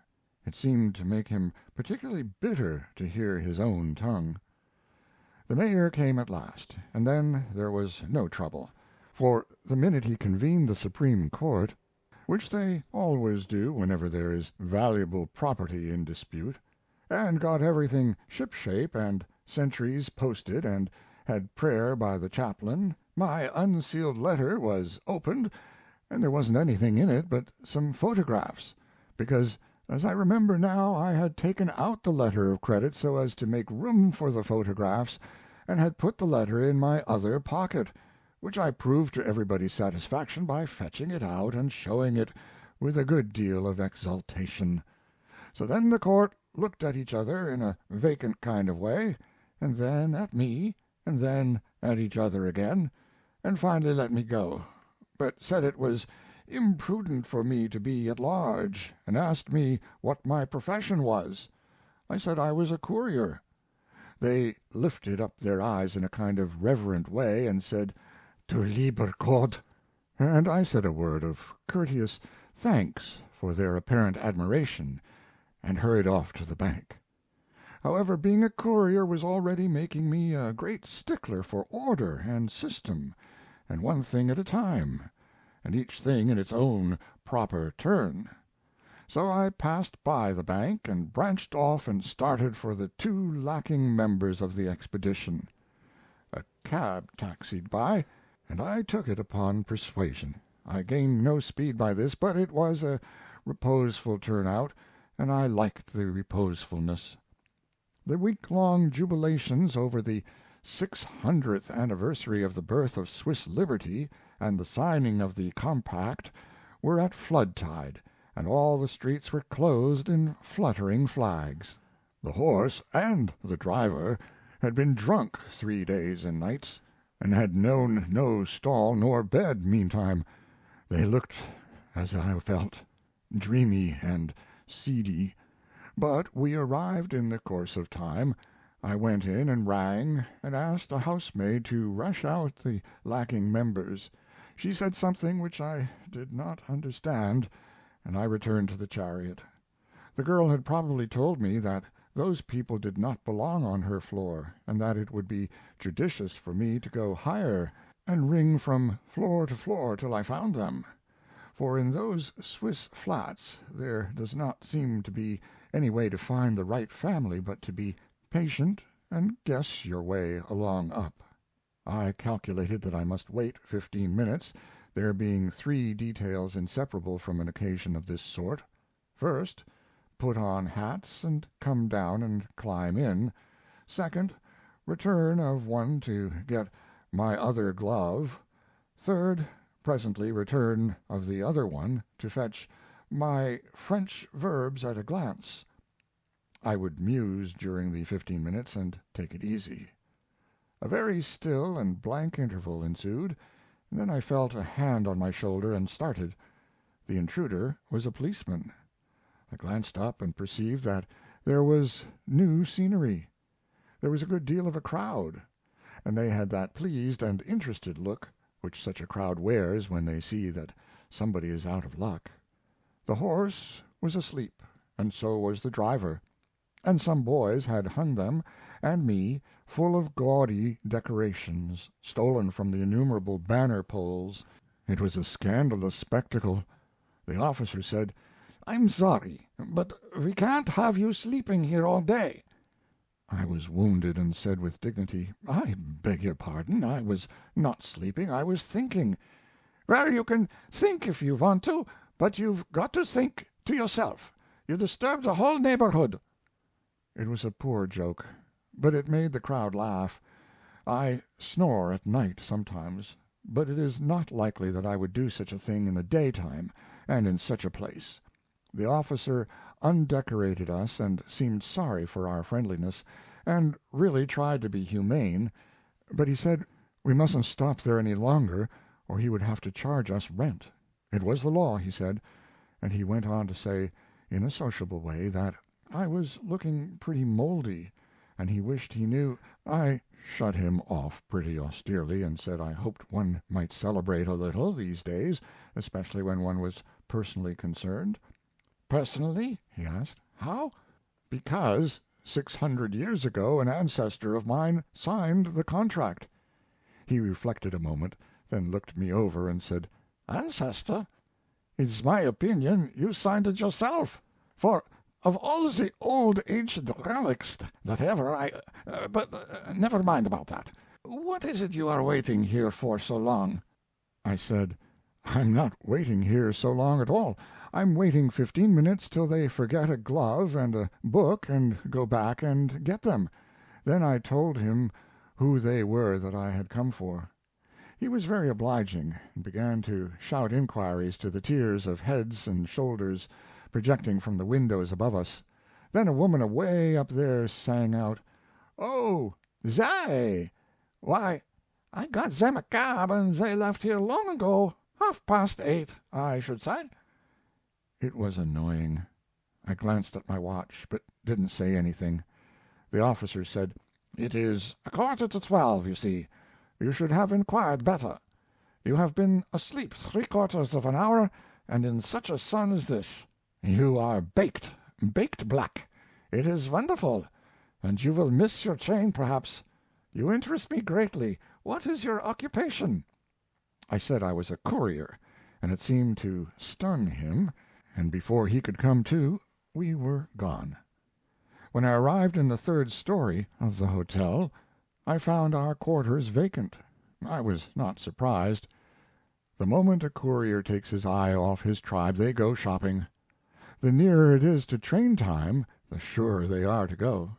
I sat down to try and think out what I had best do next, but presently the hall boy found me there and said the expedition had gone to the station half an hour before. It was the first time I had known them to do a rational thing, and it was very confusing. This is one of the things that make a courier's life so difficult and uncertain. Just as matters are going the smoothest, his people will strike a lucid interval and down go all the arrangements to wreck and ruin. The train was to leave at 12 noon sharp. It was now 10 minutes after 12. I could be at the station in 10 minutes. I saw I had no great amount of leeway, for this was the Lightning Express, and on the Continent the Lightning Expresses are pretty fastidious about getting away some time during the advertised day. My people were the only ones remaining in the waiting room. Everybody else had passed through and mounted the train, as they say in those regions. They were exhausted with the nervousness and fret, but I comforted them and heartened them up, and we made our rush. But no, we were out of luck again. The doorkeeper was not satisfied with the tickets. He examined them cautiously, deliberately, suspiciously, then glared at me a while, and after that he called another official. The two examined the tickets and called another official. These called others, and the convention discussed and gesticulated and carried on until I begged that they would consider how time was flying, and just pass a few resolutions and let us go. Then they said very courteously that there was a defect in the tickets, and asked me where I got them. I judged I saw what the trouble was now. You see, I had bought the tickets in a cigar shop, and of course the tobacco smell was on them. Without doubt the thing they were up to was to work the tickets through the custom house and collect duty on that smell. So I resolved to be perfectly frank. It is sometimes the best way. I said, "Gentlemen, I will not deceive you. These railway tickets—" "Ah, pardon, monsieur. These are not railway tickets." "Oh," I said, "is that the defect?" "Ah, truly, yes, monsieur. These are lottery tickets, yes, and it is a lottery which has been drawn 2 years ago." I affected to be greatly amused. It is all one can do in such circumstances. It is all one can do, and yet there is no value in it. It deceives nobody, and you can see that everybody around pities you and is ashamed of you. One of the hardest situations in life, I think, is to be full of grief and a sense of defeat and shabbiness that way, and yet have to put on an outside of archness and gaiety, while all the time you know that your own expedition, the treasures of your heart, and whose love and reverence you are by the custom of our civilization entitled to, are being consumed with humiliation before strangers to see you earning and getting a compassion which is a stigma, a brand which certifies you to be, oh, anything and everything which is fatal to human respect. I said cheerily it was all right, just one of those little accidents that was likely to happen to anybody. I would have the right tickets in 2 minutes, and we would catch the train yet, and, moreover, have something to laugh about all through the journey. I did get the tickets in time, all stamped and completed, but then it turned out that I couldn't take them, because, in taking so much pains about the 2 missing members, I had skipped the bank, and hadn't the money. So then the train left, and there didn't seem to be anything to do but go back to the hotel, which we did, but it was kind of melancholy, and not much was said. I tried to start a few subjects, like scenery and transubstantiation and those sorts of things, but they didn't seem to hit the weather right. We had lost our good rooms, but we got some others, which were pretty scattering, but would answer. I judged things would brighten now, but the head of the expedition said, "Send up the trunks." It made me feel pretty cold. There was a doubtful something about that trunk business. I was almost sure of it. I was going to suggest, but a wave of the hand sufficiently restrained me, and I was informed that we would now camp for 3 days and see if we could rest up. I said all right, never mind ringing. I would go down and attend to the trunk myself. I got a cab and went straight to Mr. Charles Naturel's place, and asked what order it was I had left there. "To send 7 trunks to the hotel." "And were you to bring any back?" "No." "You are sure I didn't tell you to bring back 7 that would be found piled in the lobby?" "Absolutely sure you didn't." "Then the whole 14 are gone to Zurich or Jericho or somewhere, and there is going to be more débris around that hotel when the expedition—" I didn't finish, because my mind was getting to be in a good deal of a whirl, and when you are that way you think you have finished a sentence when you haven't, and you go mooning and dreaming away, and the first thing you know you get run over by a dray or a cow or something. I left the cab there. I forgot it, and on my way back I thought it all out and concluded to resign, because otherwise I should be nearly sure to be discharged. But I didn't believe it would be a good idea to resign in person. I could do it by message. So I sent for Mr. Ludi and explained that there was a courier going to resign on account of incompatibility or fatigue or something, and as he had 4 or 5 vacant days, I would like to insert him into that vacancy if he thought he could fill it. When everything was arranged I got him to go up and say to the expedition that, owing to an error made by Mr. Natural's people, we were out of trunks here and would have plenty in Zurich, and we'd better take the first train, freight, gravel, or construction, and move right along. He attended to that and came down with an invitation for me to go up. Yes, certainly. and while we walked along over to the bank to get money and collect my cigars and tobacco, and to the cigar shop to trade back the lottery tickets and get my umbrella, and to Mr. Natural's to pay that cab and send it away, and to the county jail to get my rubbers, and leave P.P.C. cards for the mayor and Supreme Court, he described the weather to me that was prevailing on the upper levels there with the expedition, and I saw that I was doing very well where I was. I stayed out in the woods till 4 P.M. to let the weather moderate, and then turned up at the station just in time to take the 5 o'clock express for Zurich, along with the expedition, now in the hands of Mr. Ludi, who conducted its complex affairs with little apparent effort or inconvenience. Well, I had worked like a slave while I was in office, and done the very best I knew how, yet all that these people dwelt upon or seemed to care to remember was the defects of my administration, not its creditable features.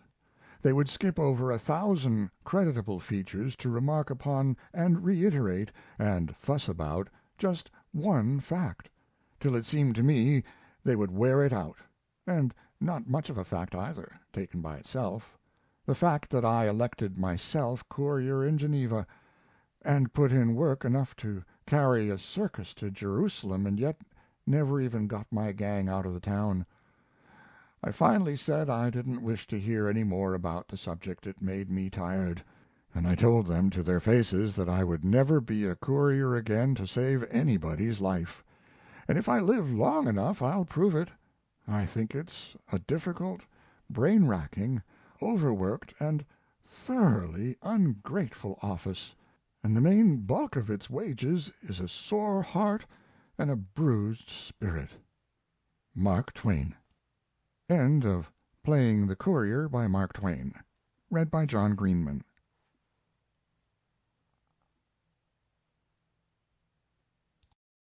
An Austrian Health Factory by Mark Twain. This place is the village of Marienbad, Bohemia. It seems no very great distance from Annecy, in Haute-Savoie, to this place. You make it in less than 30 hours by these continental express trains, but the changes in the scenery are great. They are quite out of proportion to the distance covered. From Annecy by Aix to Geneva you have blue lakes, with bold mountains springing from their borders, and far glimpses of snowy wastes lifted against the horizon beyond, while all about you is a garden, cultivated to the last possibility of grace and beauty, a cultivation which doesn't stop with the handy lower levels, but is carried right up to the sheer steeps, and propped there with ribs of masonry, and made to stay there in spite of Newton's law. Beyond Geneva, beyond Lausanne, at any rate, you have for a while a country which noticeably resembles New England, and seems out of place, and like an intruder who is wearing his everyday clothes at a fancy dress ball. But presently, on your right, huge green mountain ramparts rise up, and after that, for hours, you are absorbed in watching the rich shadow effects which they furnish, and are only dully aware that New England is gone, and that you are flying past quaint and unspeakably old towns and towers. Next day you have the Lake of Zurich, and presently the Rhine is swinging by you.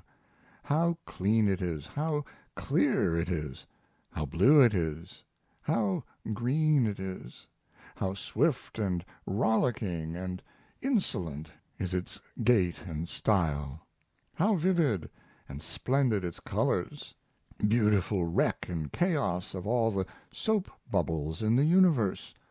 A person born on the Rhine must worship it. I saw the blue Rhine sweep along. I heard, or seemed to hear, the German songs we used to sing in chorus sweet and clear. Yes, that is where his heart would be. That is where his last thoughts would be, the "soldier of the Legion who lay dying in Algiers." And by you are in a German region, which you discover to be quite different from the recent Swiss lands behind you. You have a sea before you, that is to say, the green land goes rolling away in ocean swells to the horizon. And there is another new feature. Here and there, at wide intervals, you have islands, hills 200 and 300 feet high, of a haystack form, that rise abruptly out of the green plain, and are wooded solidly to the top. On the top there is just room for a ruined castle, and there it is every time. Above the summit you see the crumbling arches and broken towers projecting. Beyond Stuttgart, next day, you find other changes still. By and by, approaching and leaving Nuremberg, and down by Neuhaus, your landscape is humped everywhere with scattered knobs of rock, unsociable crags of a rude, tower-like look, and thatched with grass and vines and bushes. And now and then you have gorges, too, of a modest pattern as to size, with precipice walls curiously carved and honeycombed by I don't know what, but water, no doubt. The changes are not done yet, for the instant the country finds it is out of Würtemberg and into Bavaria, it discards one more thickness of soil to go with previous disrobings, and then nothing remains over the bones but the shift. There may be a poorer soil somewhere, but it is not likely. A couple of hours from Bayreuth you cross into Bohemia, and before long you reach this Marienbad and recognize another sharp change, the change from the long ago to today, that is to say, from the very old to the spick and span new, from an architecture totally without shapeliness or ornament to an architecture attractively equipped with both, from universal dismalness as to color to universal brightness and beauty of tint, from a town which seems made up of prisons to a town which is made up of gracious and graceful mansions, proper to the light of heart, and crimeless. It is like jumping out of Jerusalem into Chicago. The more I think of these many changes, the more surprising the thing seems. I have never made so picturesque a journey before, and surely there cannot be another trip of like length in the world that can furnish so much variety, and of so charming and interesting a sort. There are only 2 or 3 streets here in this snug pocket in the Hemlock Hills, but they are handsome.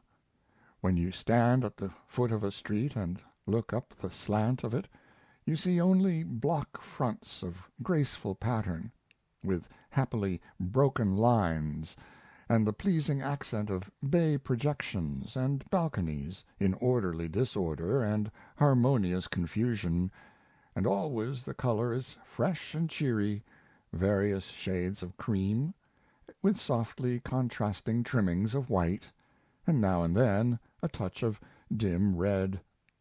These blocks are all thick-walled, solid, massive, tall, for this is Europe, but it is the brightest and newest-looking town on the continent, and as pretty as anybody could require. The steep hills spring high aloft from the very back doors, and are clothed densely to their tops with hemlocks.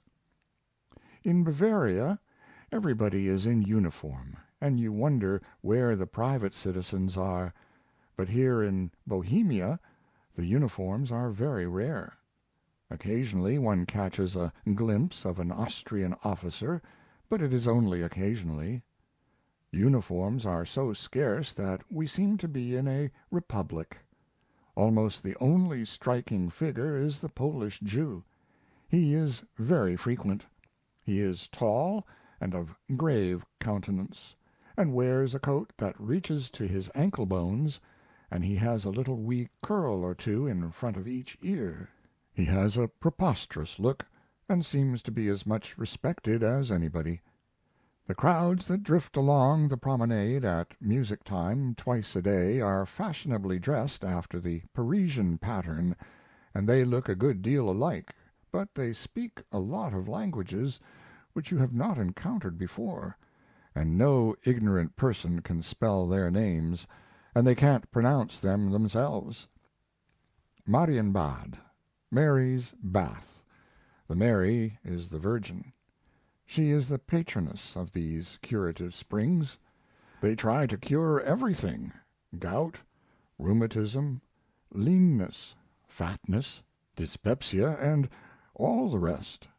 The whole thing is the property of a convent, and has been for 600 or 700 years. However, there was never a boom here until a quarter of a century ago. A tough health drill. If a person has the gout, this is what they do with him. They have him out at 5:30 in the morning, and give him an egg, and let him look at a cup of tea. At 6 he must be at his particular spring, with his tumbler hanging at his belt, and he will have plenty of company there. At the first note of the orchestra he must lift his tumbler and begin to sip his dreadful water with the rest. He must sip slowly, and be a long time at it. Then he must tramp about the hills for an hour or so, and get all the exercise and fresh air possible. Then he takes his tub, or wallows in his mud, if mud baths are his sort. By noon he has a fine appetite, and the rules allow him to turn himself loose now and satisfy it, so long as he is careful and eats only such things as he doesn't want. He puts in the afternoon walking the hills and filling up with fresh air. At night he is allowed to take 3 ounces of any kind of food he doesn't like, and drink 1 glass of any kind of liquor that he has a prejudice against. He may also smoke 1 pipe, if he isn't used to it. At 9:30 sharp he must be in bed and his candle out. Repeat the whole thing next day. I don't see any advantage in this over having the gout. In the case of most diseases that is about what one is required to undergo, and if you have any pleasant habit that you value, they want that. They want that the first thing. They make you drop everything that gives an interest to life. Their idea is to reverse your whole system of existence and make a regenerating revolution. If you are a Republican, they make you talk free trade. If you are a Democrat, they make you talk protection. If you are a prohibitionist, you have got to go to bed drunk every night till you get well. They spare nothing. They spare nobody. Reform, reform, that is their whole song. If a person is an orator, they gag him. If he likes to read, they won't let him. If he wants to sing, they make him whistle. They say they can cure any ailment, and they do seem to do it. But why should a patient come all the way here?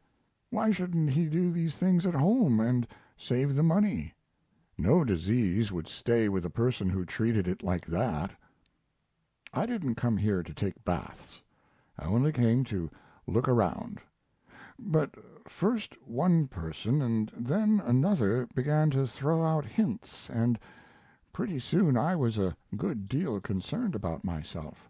One of these gouties here said I had a gouty look about the eye.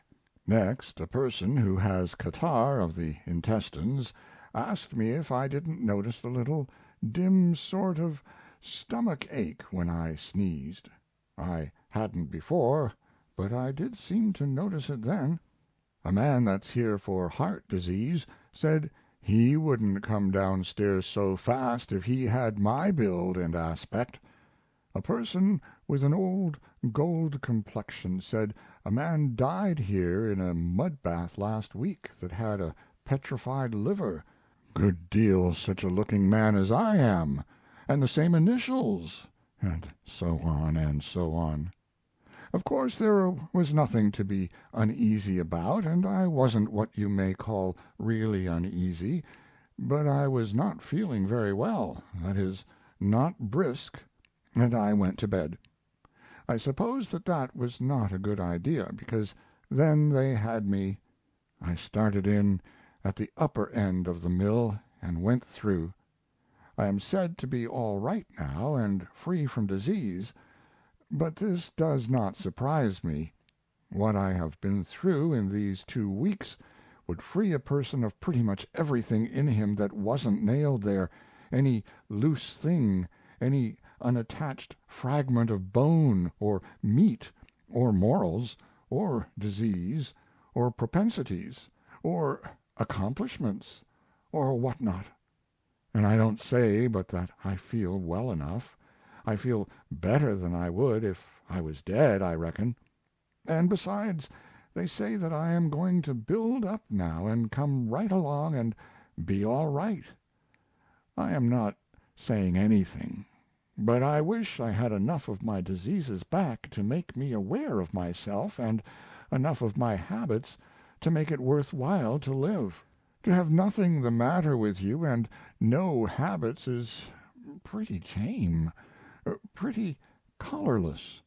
It is just the way a saint feels, I reckon. It is at least the way he looks. I never could stand a saint. That reminds me that you see very few priests around here, and yet, as I have already said, this whole big enterprise is owned and managed by a convent. The few priests one does see here are dressed like human beings, and so there may be more of them than I imagine. 15 priests dressed like these could not attract as much of your attention as would one priest at Aix-les-Bains. You cannot pull your eye loose from the French priest so long as he is in sight, his dress is so fascinatingly ugly. A singular climate. I seem to be wandering from the subject, but I am not. This is about the coldest place I ever saw, and the wettest, too. This August seems like an English November to me. Rain? Why, it seems to like to rain here. It seems to rain every time there is a chance. You are strictly required to be out airing and exercising whenever the sun is shining. So I hate to see the sun shine, because I hate air and exercise. Duty air and duty exercise taken for medicine. It seems ungenuine, out of season, degraded to sordid utilities, a subtle spiritual something gone from it, which one can't describe in words, but don't you understand? With that something gone, what is left is but canned air, canned exercise, and you don't want it. When the sun does shine for a few moments or a few hours, these people swarm out and flock through the streets and over the hills and through the pine woods and make the most of the chance, and I have flocked out, too, on some of those occasions, but as a rule I stay in and try to get warm. And what is there for means besides heavy clothing and rugs, and the polished white tomb that stands lofty and heartless in the corner, and thinks it is a stove? Of all the creations of human insanity this thing is the most forbidding. Whether it is heating the room or isn't, the expression is the same, cold indifference. You can't tell which it is doing without going and putting your hand on it. They burn little handfuls of kindling in it, no substantial wood, and no coal. The fire burns out every 15 minutes, and there is no way to tell when this has happened. On these dismal days, with the rain steadily falling, it is no better company than a corpse. A roaring hickory fire, with the cordial flames leaping up the chimney but I must not think of such things, they make a person homesick. This is a most strange place to come to get rid of disease. That is what you think most of the time. But in the intervals when the sun shines and you are tramping the hills and are comparatively warm, you get to be neutral, maybe even friendly. I went up to the Aussichtstern the other day. This is a tower which stands on the summit of a steep hemlock mountain here, a tower which there isn't the least use for, because the view is as good at the base of it as it is at the top of it. But Germanic people are just mad for views. They never get enough of a view. If they owned Mont Blanc they would build a tower on top of it. The roads up that mountain through that hemlock forest are hard packed and smooth, and the grades are easy and comfortable. They are for walkers, not for carriages. You move through deep silence and twilight, and you seem to be in a million-columned temple. Whether you look up the hill or down it, you catch glimpses of distant figures flitting without sound, appearing and disappearing in the dim distances among the stems of the trees, and it is all very spectral and solemn and impressive. Now and then the gloom is accented and sized up to your comprehension in a striking way. A ray of sunshine finds its way down through and suddenly calls your attention, for where it falls, far up the hill slope in the brown duskiness, it lays a stripe that has a glare like lightning. The utter stillness of the forest depths, the soundless hush, the total absence of stir or motion of any kind in leaf or branch are things which we have no experience of at home, and consequently no name for in our language. At home there would be the plaint of insects and the twittering of birds, and vagrant breezes would quiver the foliage. Here it is the stillness of death. This is what the Germans are forever talking about, dreaming about, and despairingly trying to catch and imprison in a poem or a picture or a song, their adored Waldeinsamkeit, loneliness of the woods. But how catch it? It has not a body, it is a spirit. We don't talk about it in America, or dream of it, or sing about it, because we haven't it. Certainly there is something wonderfully alluring about it, beguiling, dreamy, unworldly. Where the gloom is softest and richest, and the peace and stillness deepest, far upon the sides of that hemlock mountain, a spot where Goethe used to sit and dream is marked by a granite obelisk, and on its side is carved this famous poem, which is the master's idea of Waldeinsamkeit. Über allen Gipfeln ist Ruh, in allen Wipfeln spürest du kaum einen Hauch. Die Vögelein schweigen im Walde, warte nur, balde ruhest du auch. It is raining again now. However, it was doing that before. I have been over to the establishment and had a tub bath with 2 kinds of pine juice in it. These fill the room with a pungent and most pleasant perfume. They also turn the water to the color of ink, and cover it with snowy suds 2 or 3 inches deep. The bath is cool, about 75 degrees or 80 degrees Fahrenheit, and there is a cooler shower bath after it. While waiting in the reception room, all by myself, 2 men came in and began to talk. Politics? Literature? Religion? No, their ailments. There is no other subject here, apparently. Wherever 2 or 3 of these people are gathered together, there you have it, every time. The first that can get his mouth open contributes his disease and the condition of it, and the others follow with theirs. The two men just referred to were acquaintances, and they followed the custom. One of them was built like a gasometer, and here to reduce his girth. The other was built like a derrick, and is here to fat up, as they express it at this resort. They were well satisfied with the progress they were making. The gasometer had lost a quarter of a ton in 10 days, and showed the record on his belt with pride, and he walked briskly across the room, smiling in a vast and luminous way, like a harvest moon, and said he couldn't have done that when he arrived here. He buttoned his coat around his equator and showed how loose it was. It was pretty to see his happiness. It was so childlike and honest. He set his feet together and leaned out over his person and proved that he could see them. He said he hadn't seen them from that point before for 15 years. He had a hand like a boxing glove, and on one of his fingers he had just found a diamond ring which he had missed 11 years ago. The minute the derrick got a chance he broke in and began to tell how he was piling on blubber right along 3/4 of an ounce every 4 days, and he was still piping away when I was sent for.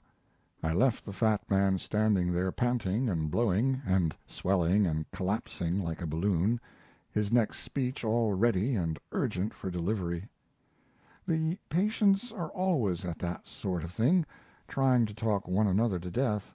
The fat ones and the lean ones are nearly the worst at it, but not quite. The dyspeptics are the worst. They are at it all day and all night and all along.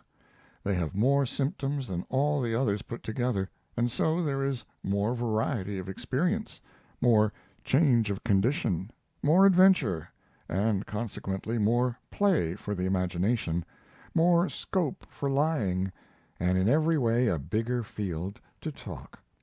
Go where you will, hide where you may, you cannot escape that word liver.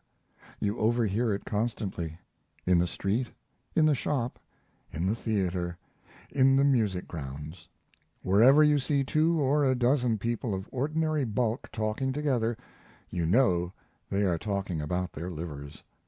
When you first arrive here your new acquaintances seem sad and hard to talk to, but pretty soon you get the lay of the land and the hand of things, and after that you haven't any more trouble.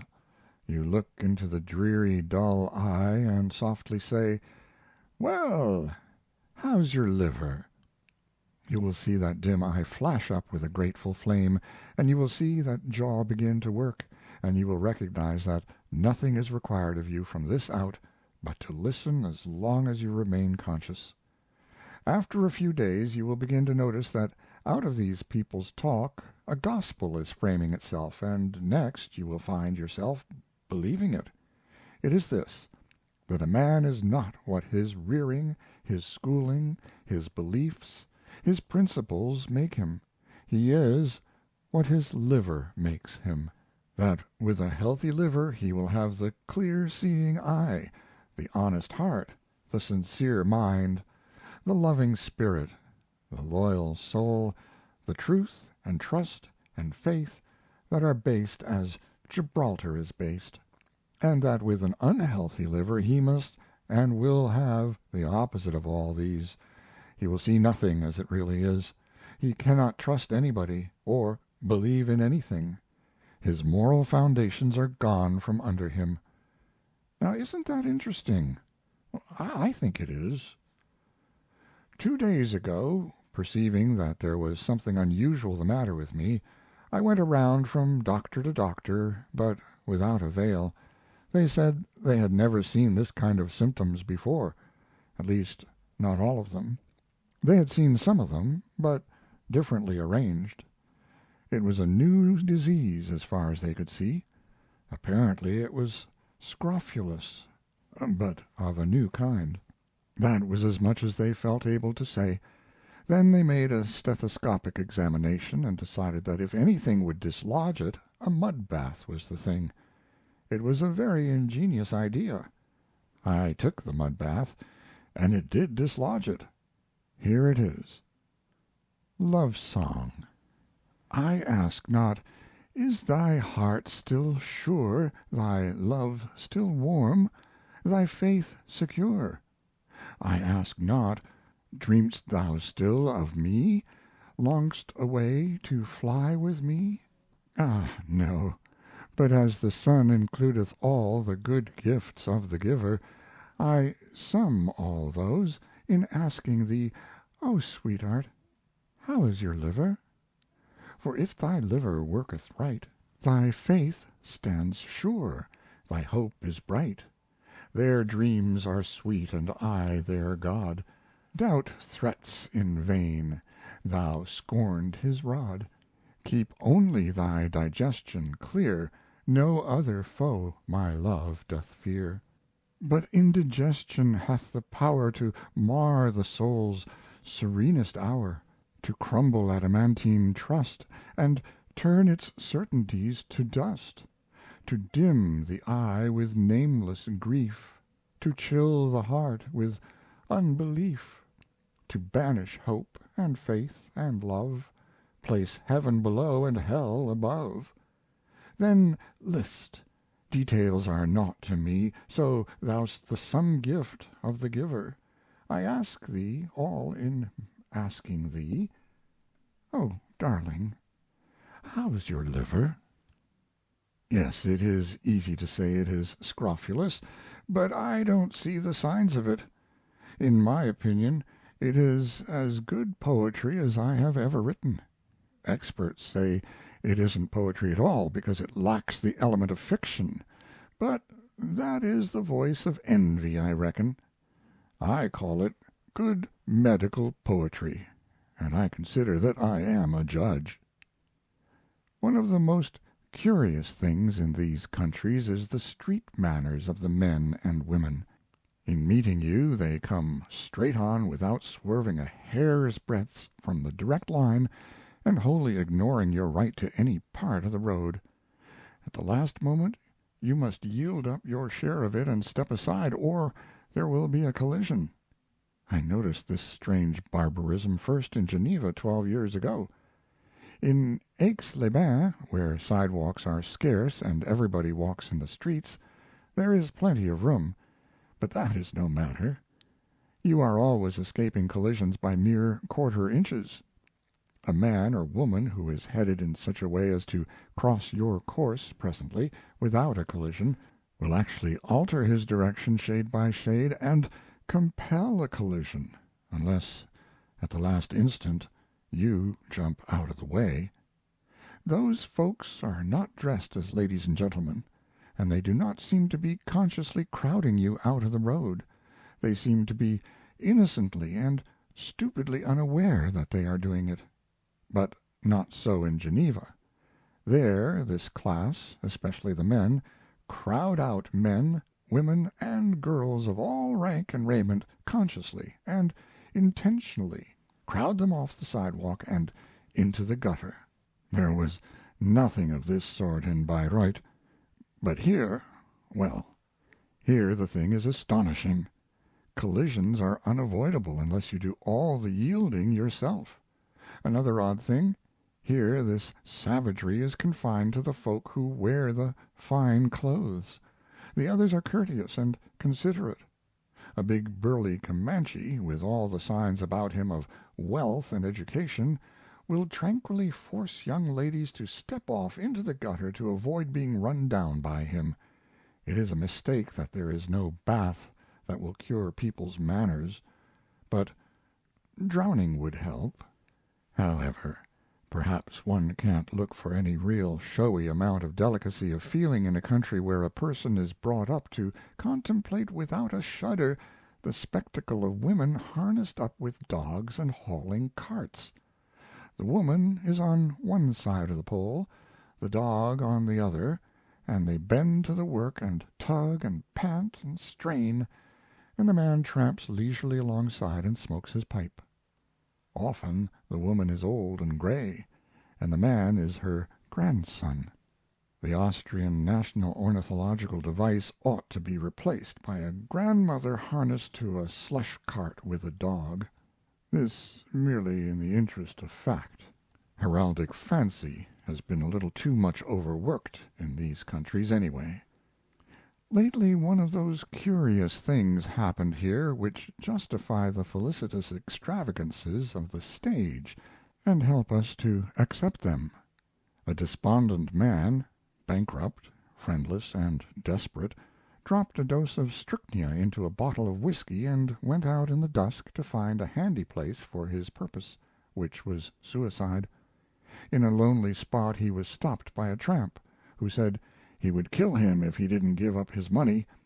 Instead of jumping at the chance of getting himself killed and thus saving himself the impropriety and annoyance of suicide, he forgot all about his late project and attacked the tramp in a most sturdy and valiant fashion. He made a good fight, but failed to win.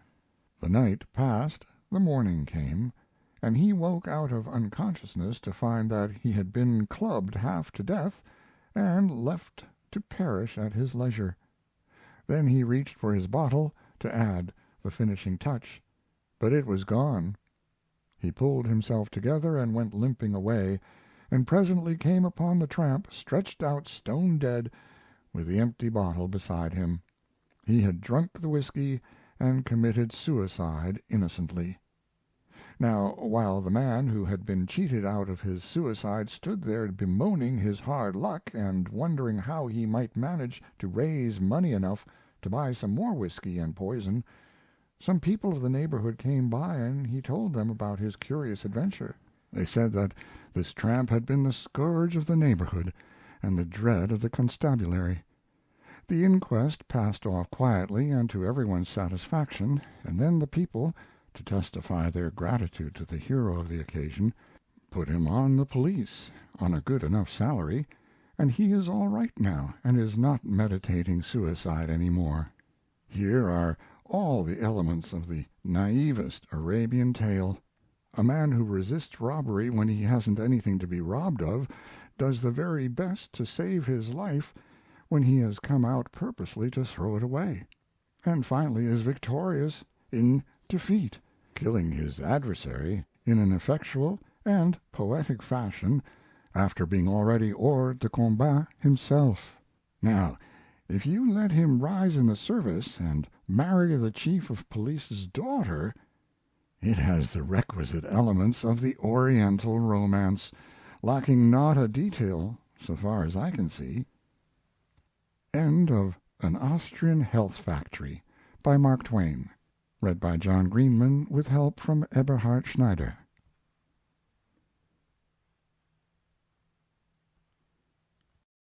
Mark Twain in the Cradle of Liberty, from the Chicago Sunday Tribune, March 6, 1892. It is a good many years since I was in Switzerland last. In that remote time there was only one ladder railway in the country. That state of things is all changed. There isn't a mountain in Switzerland now that hasn't a ladder railroad or two up its back like suspenders. Indeed, some mountains are latticed with them, and 2 years hence all will be. In that day the peasant of the high altitudes will have to carry a lantern when he goes visiting in the night to keep from stumbling over railroads that have been built since his last round. And also in that day, if there shall remain a high altitude peasant whose potato patch hasn't a railroad through it, it will make him as conspicuous as William Tell. However, there are only two best ways to travel through Switzerland. The first best is afloat. The second best is by open two-horse carriage. One can come from Lucerne to Interlaken over the Brunig by ladder railroad in an hour or so now, but you can glide smoothly in a carriage in 10, and have 2 hours for luncheon at noon. For luncheon, not for rest. There is no fatigue connected with the trip. One arrives fresh in spirit and in person in the evening, no fret in his heart, no grime on his face, no grit in his hair, not a cinder in his eye. This is the right condition of mind and body, the right and due preparation for the solemn event which closed the day, stepping with metaphorically uncovered head into the presence of the most impressive mountain mass that the globe can show, the Jungfrau. The stranger's first feeling, when suddenly confronted by that towering and awful apparition wrapped in its shroud of snow, is breathtaking astonishment. It is as if heaven's gates had swung open and exposed the throne. It is peaceful here and pleasant at Interlaken. Nothing going on, at least nothing but brilliant, life-giving sunshine. There are floods and floods of that. One may properly speak of it as going on, for it is full of the suggestion of activity. The light pours down with energy, with visible enthusiasm. This is a good atmosphere to be in, morally as well as physically.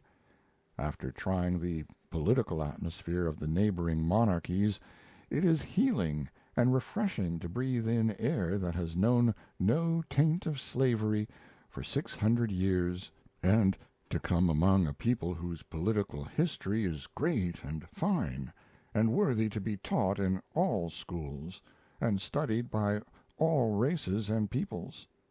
For the struggle here throughout the centuries has not been in the interest of any private family or any church, but in the interest of the whole body of the nation, and for shelter and protection of all forms of belief. This fact is colossal. If one would realize how colossal it is, and of what dignity and majesty, let him contrast it with the purposes and objects of the Crusades, the siege of York, the War of the Roses, and other historic comedies of that sort and size. Last week I was beating around the Lake of Four Cantons, and I saw Rütli and Altorf. Rütli is a remote little patch of a meadow, but I do not know how any piece of ground could be holier or better worth crossing oceans and continents to see, since it was there that the great Trinity of Switzerland joined hands 6 centuries ago and swore the oath which set their enslaved and insulted country forever free. And Altdorf is also honorable ground and worshipful, since it was there that William, surnamed Tell, which interpreted means the foolish talker, that is to say, the too daring talker, refused to bow to Gessler's hat. Of late years the prying student of history has been delighting himself beyond measure over a wonderful find which he has made, to wit, that Tell did not shoot the apple from his son's head. To hear the students jubilate, one would suppose that the question of whether Tell shot the apple or didn't was an important matter, whereas it ranks in importance exactly with the question of whether Washington chopped down the cherry tree or didn't. The deeds of Washington, the patriot, are the essential thing. The cherry tree incident is of no consequence. To prove that Tell did shoot the apple from his son's head would merely prove that he had better nerve than most men, and was as skillful with a bow as a million others who preceded and followed him, but not one whit more so. But Tell was more and better than a mere marksman, more and better than a mere cool head. He was a type. He stands for Swiss patriotism. In his person was represented a whole people. His spirit was their spirit, the spirit which would bow to none but God, the spirit which said this in words and confirmed it with deeds. There have always been Tells in Switzerland, people who would not bow. There was a sufficiency of them at Reutley. There were plenty of them at Mürten, plenty at Grandson. There are plenty today. And the first of them all, the very first, earliest banner-bearer of human freedom in this world, was not a man, but a woman, Stauffacher's wife. There she looms, dim and great, through the haze of the centuries, delivering into her husband's ear that gospel of revolt which was to bear fruit in the conspiracy of Rütli and the birth of the first free government the world had ever seen. Thursday, September 10th. From this Victoria Hotel one looks straight across a flat of trifling width to a lofty mountain barrier, which has a gateway in it shaped like an inverted pyramid. Beyond this gateway arises the vast bulk of the Jungfrau, a spotless mass of gleaming snow, into the sky. The gateway, in the dark-colored barrier, makes a strong frame for the great picture. The somber frame and the glowing snow pile are startlingly contrasted. It is this frame which concentrates and emphasizes the glory of the Jungfrau and makes it the most engaging and beguiling and fascinating spectacle that exists on the earth. There are many mountains of snow that are as lofty as the Jungfrau and as nobly proportioned, but they lack the frame. They stand at large.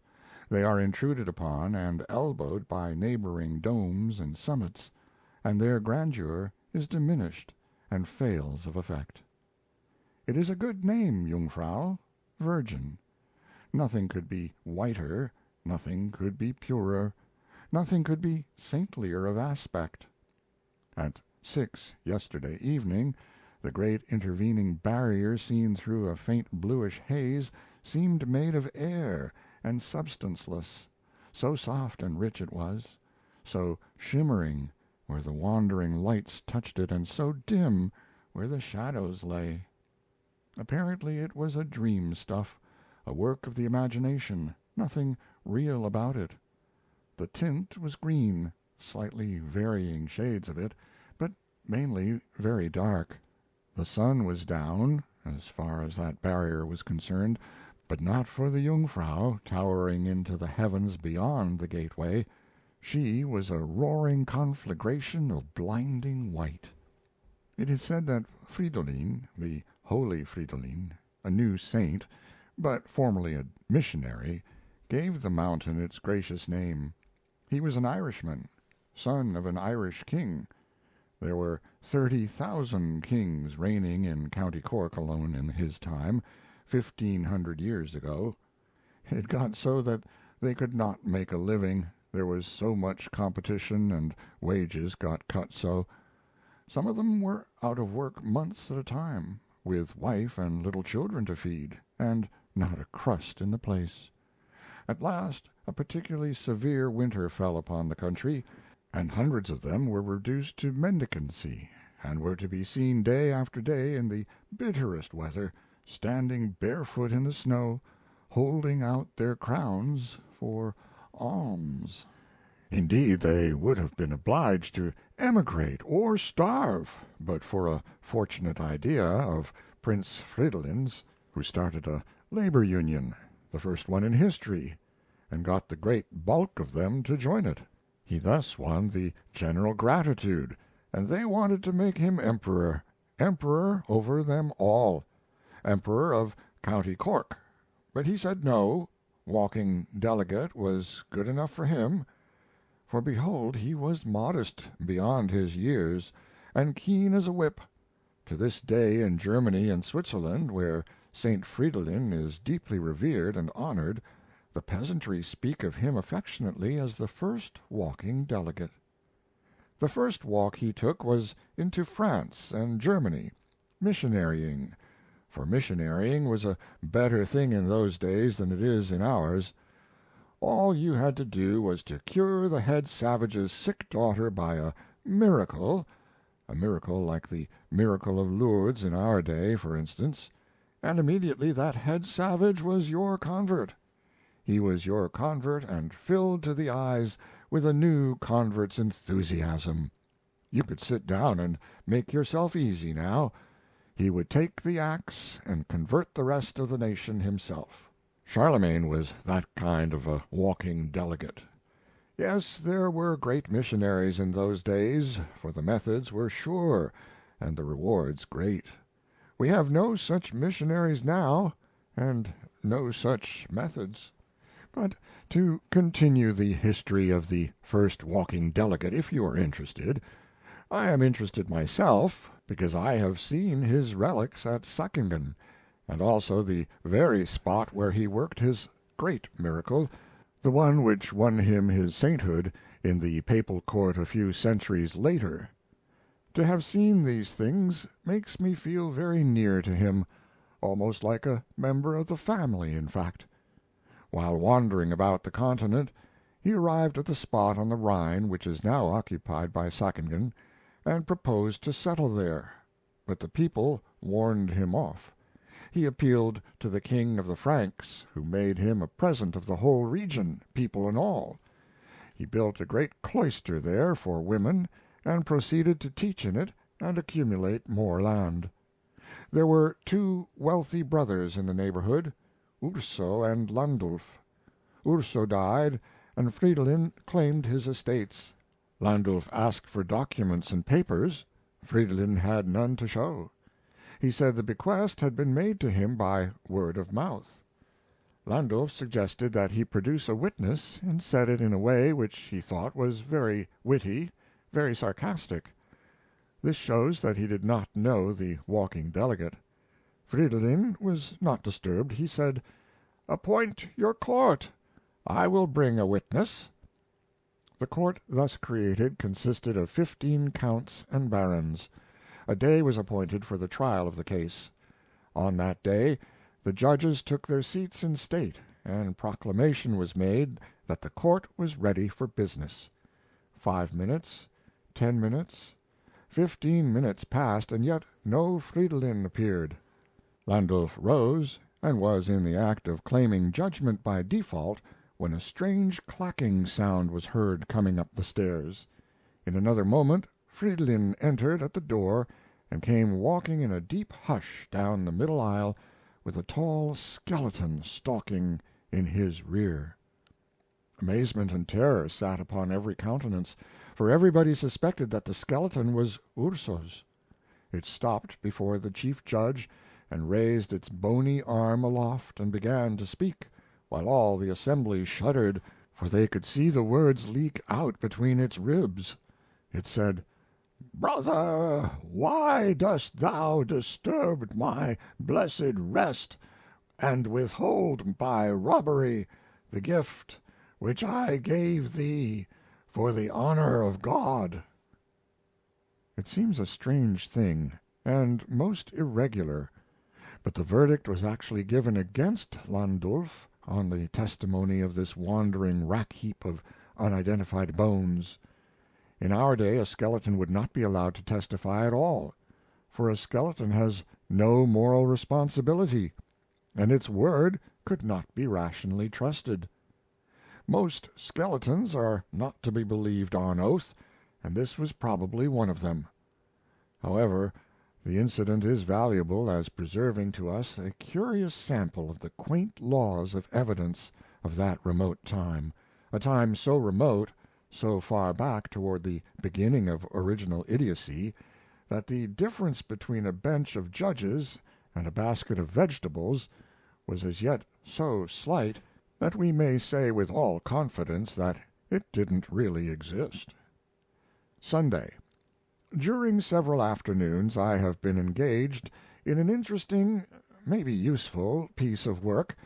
That is to say, I have been trying to make the mighty Jungfrau earn her living, earn it in a most humble sphere, but on a prodigious scale, of necessity, for she couldn't do anything in a small way with her size and style. I have been trying to make her do service on a stupendous dial, and check off the hours as they glide along her pallid face up there against the sky, and tell the time of day to the populations lying within 50 miles of her, and to the people in the moon, if they have a good telescope there. Until late in the afternoon the Jungfrau's aspect is that of a spotless desert of snow set upon edge against the sky. But by mid-afternoon some elevations which rise out of the western border of the desert, whose presence you perhaps had not detected or suspected up to that time, begin to cast black shadows eastward across the gleaming surface. At first there is only one shadow; later there are two.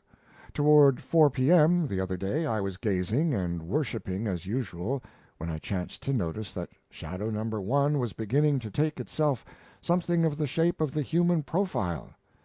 By 4 the back of the head was good, the military cap was pretty good, the nose was bold and strong, the upper lip sharp but not pretty, and there was a great goatee that shot straight aggressively forward from the chin.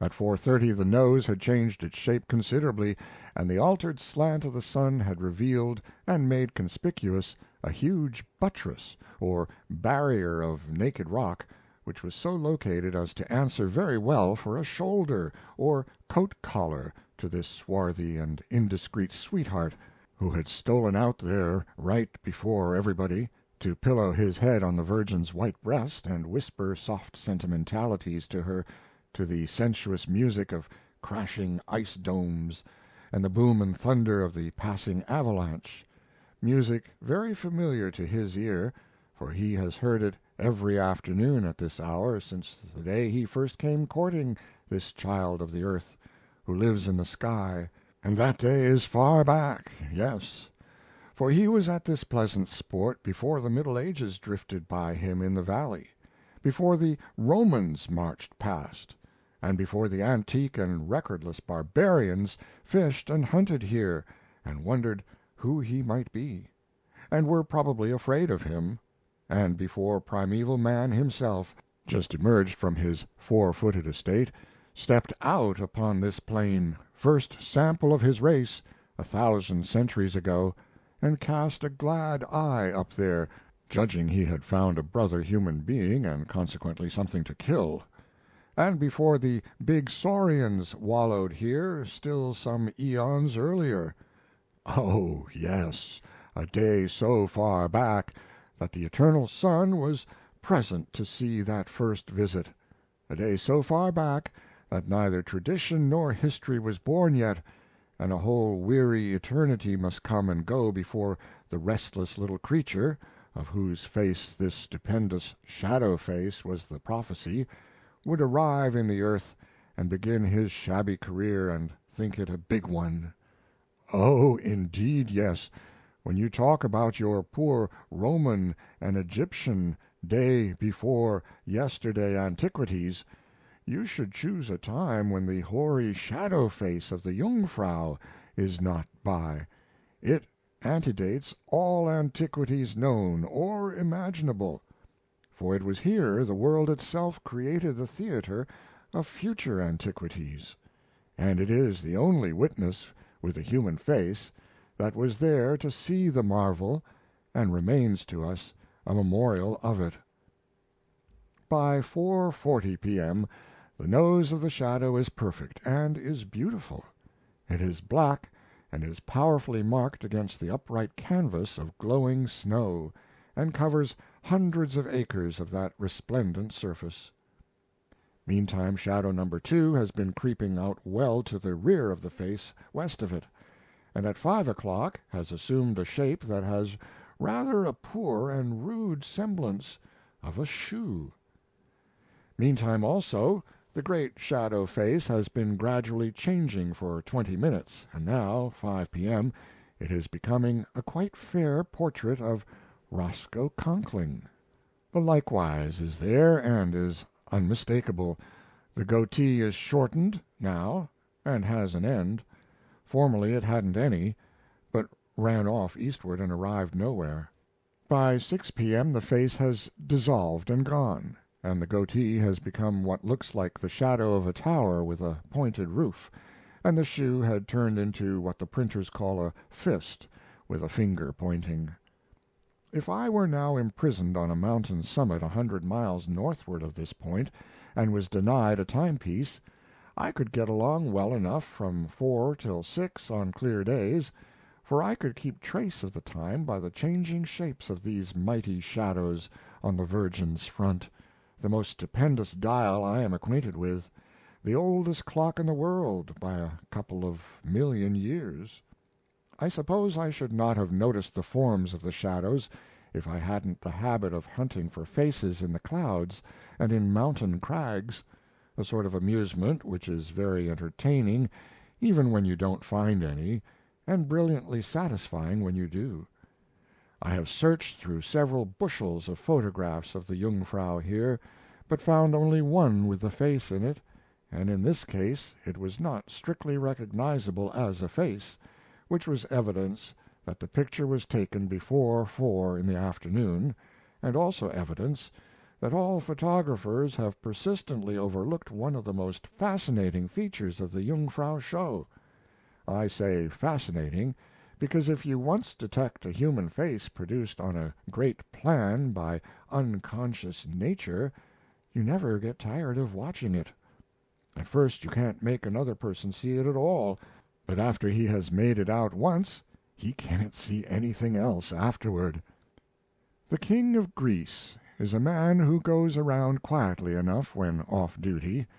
One day this summer he was traveling in an ordinary first class compartment, just in his other suit, the one which he works the realm in when he is at home, and so he was not looking like anybody in particular, but a good deal like everybody in general. By and by a hearty and healthy German American got in and opened up a frank and interesting and sympathetic conversation with him, and asked him a couple of thousand questions about himself, which the King answered good-naturedly, but in a more or less indefinite way as to private particulars. "Where do you live when you are at home?" "In Greece." "Greece? Well, now that is just astonishing. Born there?" "Yes." "Do you speak Greek?" "Yes." "Now ain't that strange? I never expected to live to see that. What is your trade? I mean, how do you get your living? What is your line of business?" "Well, I hardly know how to answer. I'm only a kind of foreman, on a salary, and the business, well, is a very general kind of business." "Yes, I understand. General jobbing. A little of everything. Anything that there's money in." "That's about it, yes." "Are you traveling for the house now?" "Well, partly, but not entirely. Of course I do a stroke of business if it falls in the way." "Good. I like that in you. That's me every time. Go on." "I was only going to say I am off on my vacation now." "Well, that's all right. No harm in that. A man works all the better for a little let up now and then. Not that I've been used to having it myself, for I haven't. I reckon this is my first. I was born in Germany, and when I was a couple of weeks old shipped for America, and I've been there ever since, and that's 64 years by the watch. I'm an American in principle, and a German at heart, and it's the boss combination. Well, how do you get along, as a rule? Pretty fair?" "I've rather a large family." "There, that's it. Big family, and trying to raise them on a salary. Now, what did you go to do that for?" "Well, I thought—" "Of course you did. You were young and confident, and thought you could branch out and make things go with a whirl, and here you are, you see. But never mind about that. I'm not trying to discourage you. Dear me, I've been just where you are myself. You've got good grit. There's good stuff in you, I can see that. You got a wrong start, that's the whole trouble. But you hold your grip, and we'll see what can be done. Your case ain't half as bad as it might be. You are going to come out all right, I'm bail for that. Boys and girls?" "My family? Yes, some of them are boys, and the rest girls. It's just as I expected. But that's all right, and it's better so, anyway. What are the boys doing? Learning a trade?" "Well, no. I thought—" "It's a great mistake. It's the biggest mistake you ever made. You see that in your own case. A man ought always to have a trade to fall back on. Now, I was a harness maker at first. Did that prevent me from becoming one of the biggest brewers in America? Oh, no. I always had the harness trick to fall back on in rough weather. Now, if you had learned how to make harness— However, it's too late now. Too late, and it's no good plan to cry over spilt milk. But as to the boys, you see, What's to become of them if anything happens to you?" "It has been my idea to let the eldest one succeed me." "Oh, come! Suppose the firm don't want him?" "I hadn't thought of that, but now look here. You want to get right down to business and stop dreaming. You are capable of immense things, man. You can make a perfect success in life. All you want is somebody to steady you and boost you along on the right road. Do you own anything in the business?" No, not exactly. "But if I continue to give satisfaction, I suppose I can keep your place, yes. Well, don't you depend on anything of the kind. They'll bounce you the minute you get a little old and worked out. They'll do it sure. Can't you manage somehow to get into the firm? That's the great thing, you know." "I think it is doubtful, very doubtful." That's bad. Yes, and unfair, too. Do you suppose that if I should go there and have a talk with your people Look here, do you think you could run a brewery?" "I have never tried, but I think I could do it after I got a little familiarity with the business." The German was silent for some time. He did a good deal of thinking, and the King waited with curiosity to see what the result was going to be. Finally the German said: "My mind's made up. You leave that crowd. You'll never amount to anything there. In these old countries they never give a fellow a show.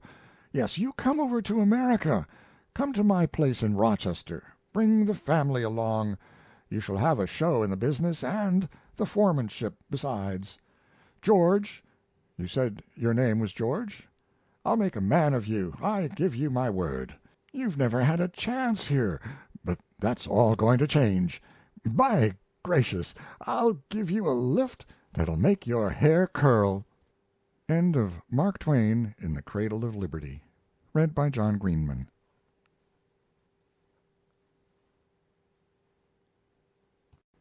The Chicago of Europe, by Mark Twain, which appeared in the Chicago Sunday Tribune, April 3, 1892. I feel lost in Berlin. It has no resemblance to the city I had supposed it was.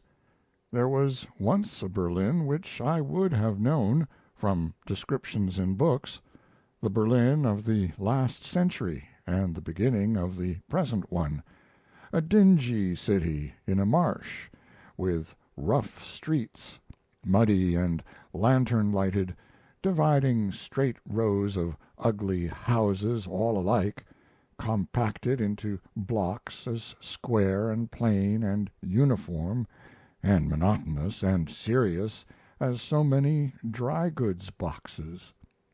But that Berlin has disappeared.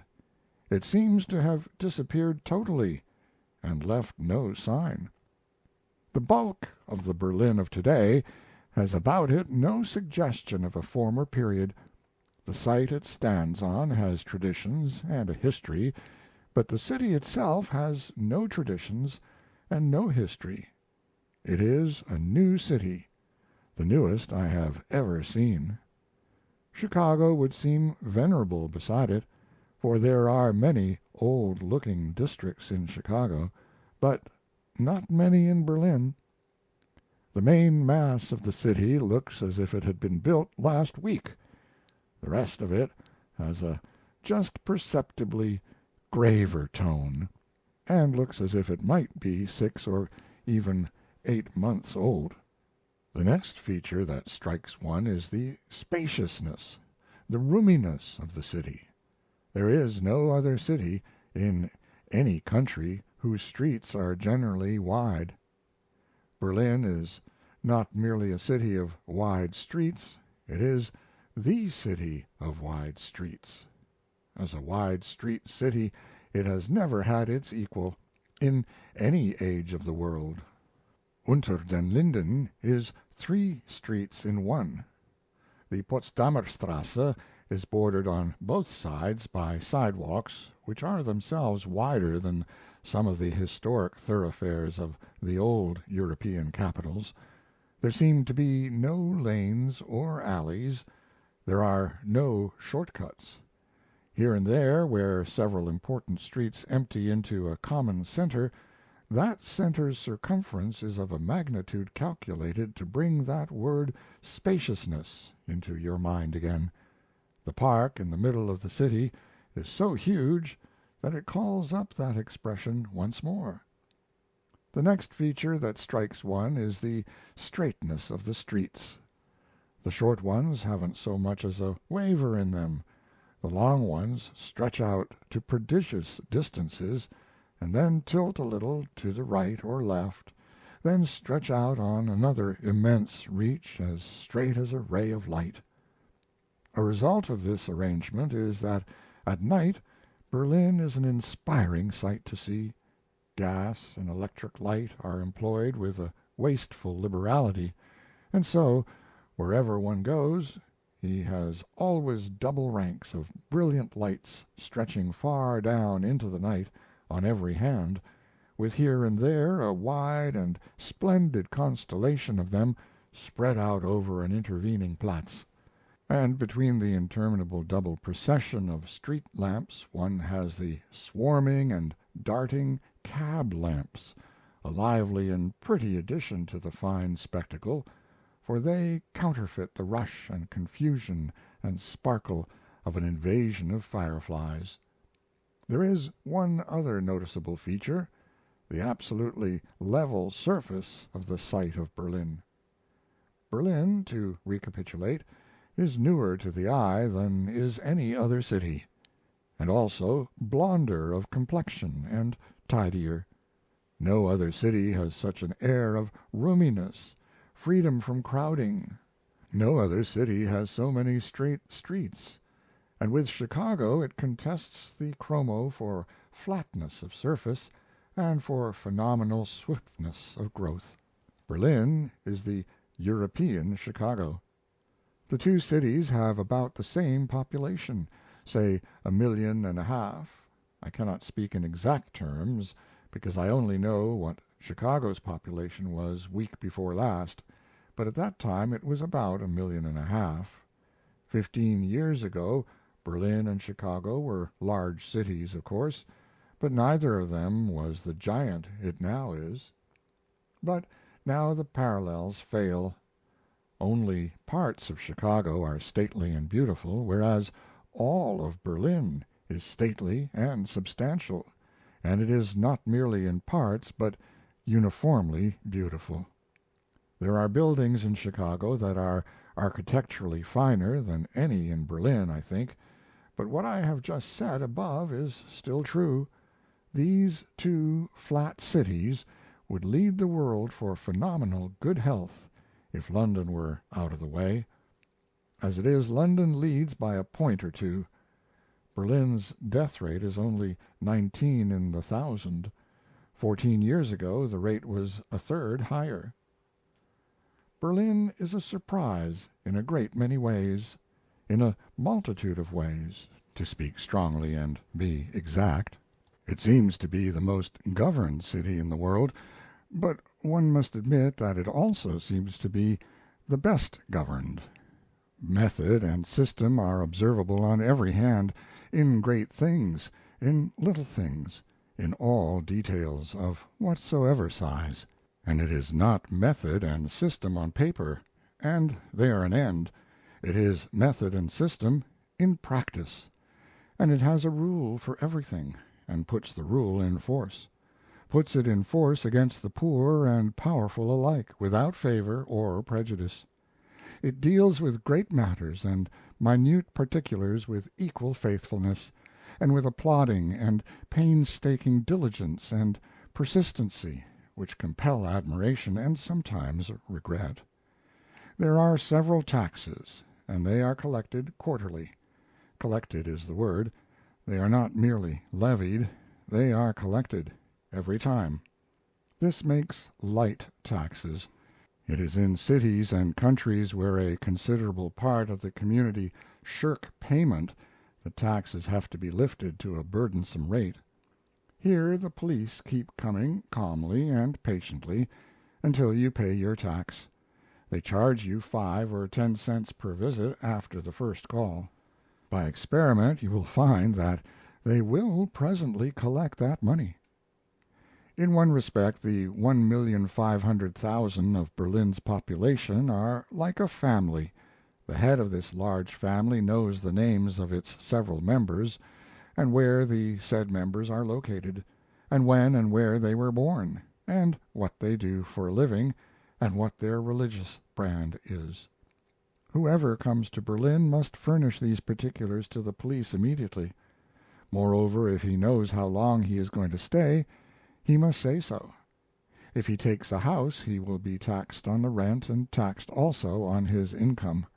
He will not be asked what his income is, and so he may save some lies for home consumption. The police will estimate his income from the house rent he pays, and tax him on that basis. Duties on imported articles are collected with inflexible fidelity, be the sum large or little, but the methods are gentle, prompt, and full of the spirit of accommodation. The postman attends to the whole matter for you, in cases where the article comes by mail, and you have no trouble and suffer no inconvenience. The other day a friend of mine was informed that there was a package in the post office for him, containing a lady's silk belt with gold clasp and a gold chain to hang a bunch of keys on. In his first agitation he was going to try to bribe the postman to chalk it through, but acted upon his sober second thought and allowed the matter to take its proper and regular course. In a little while the postman brought the package and made these several collections: duty on the silk belt, 7½ cents; duty on the gold chain, 10 cents; charge for fetching the package, 5 cents. These devastating imposts are exacted for the protection of German home industries. The calm, quiet, courteous, cussed persistence of the police is the most admirable thing I have encountered on this side. They undertook to persuade me to send and get a passport for a Swiss maid whom we had brought with us, and at the end of 6 weeks of patient, tranquil, angelic daily effort they succeeded. I was not intending to give them trouble, but I was lazy, and I thought they would get tired. Meanwhile they probably thought I would be the one. It turned out just so.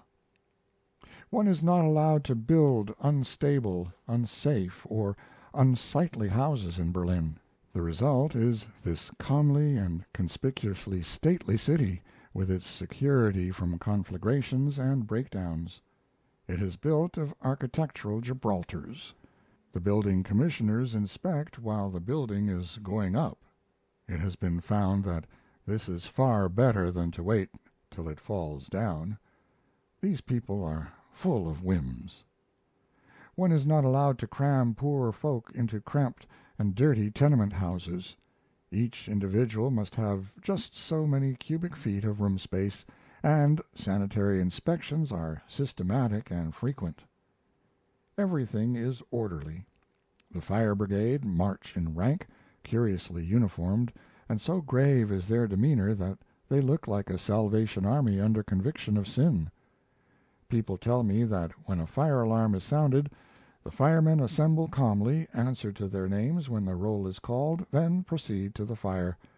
There they are ranked up military fashion and told off in detachments by the chief, who parcels out to the detachments the several parts of the work which they are to undertake in putting out that fire.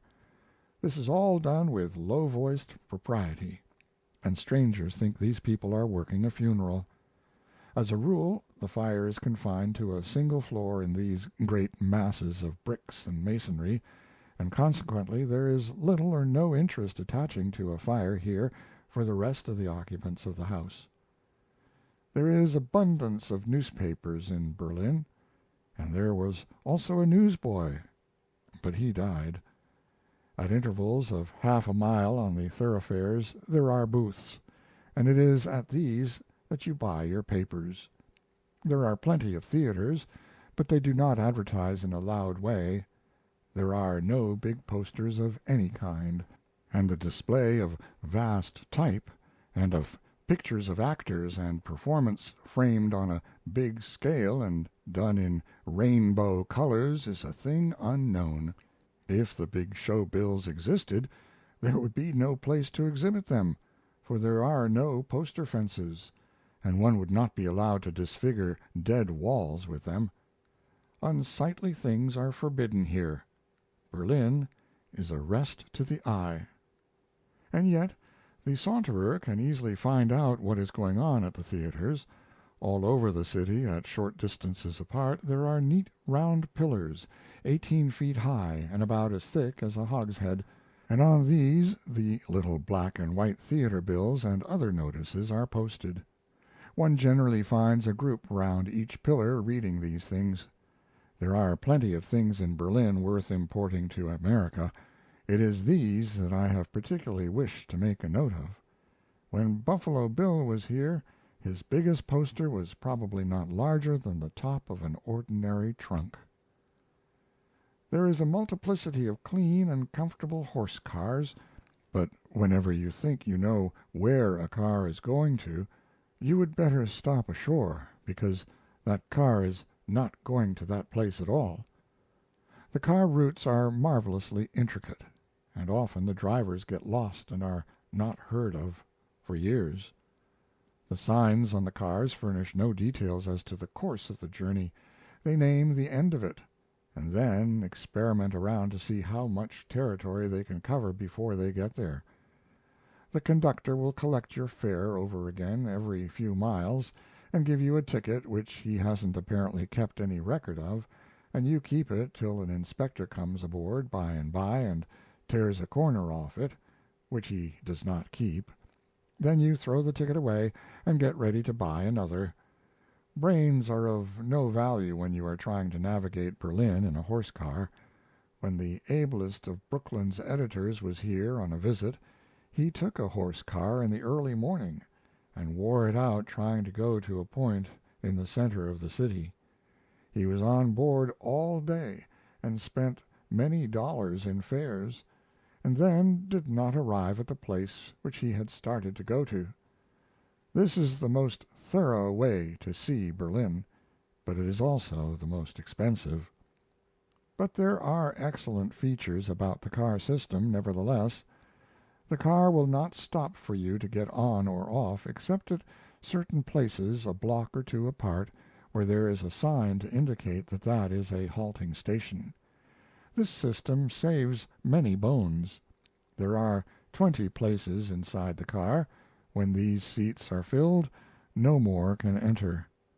4 or 5 persons may stand on each platform, the law decrees the number, and when these standing places are all occupied, the next applicant is refused. As there is no crowding, and as no rowdyism is allowed, women stand on the platforms as well as the men. They often stand there when there are vacant seats inside, for these places are comfortable, there being little or no jolting. A native tells me that when the first car was put on, 30 or 40 years ago, the public had such a terror of it that they didn't feel safe inside of it, or outside either. They made the company keep a man at every crossing with a red flag in his hand. Nobody would travel in the car except convicts on the way to the gallows. This made business in only one direction, and the car had to go back light. To save the company, the city government transferred the convict cemetery to the other end of the line. This made traffic in both directions and kept the company from going under. This sounds like some of the information which traveling foreigners are furnished with in America.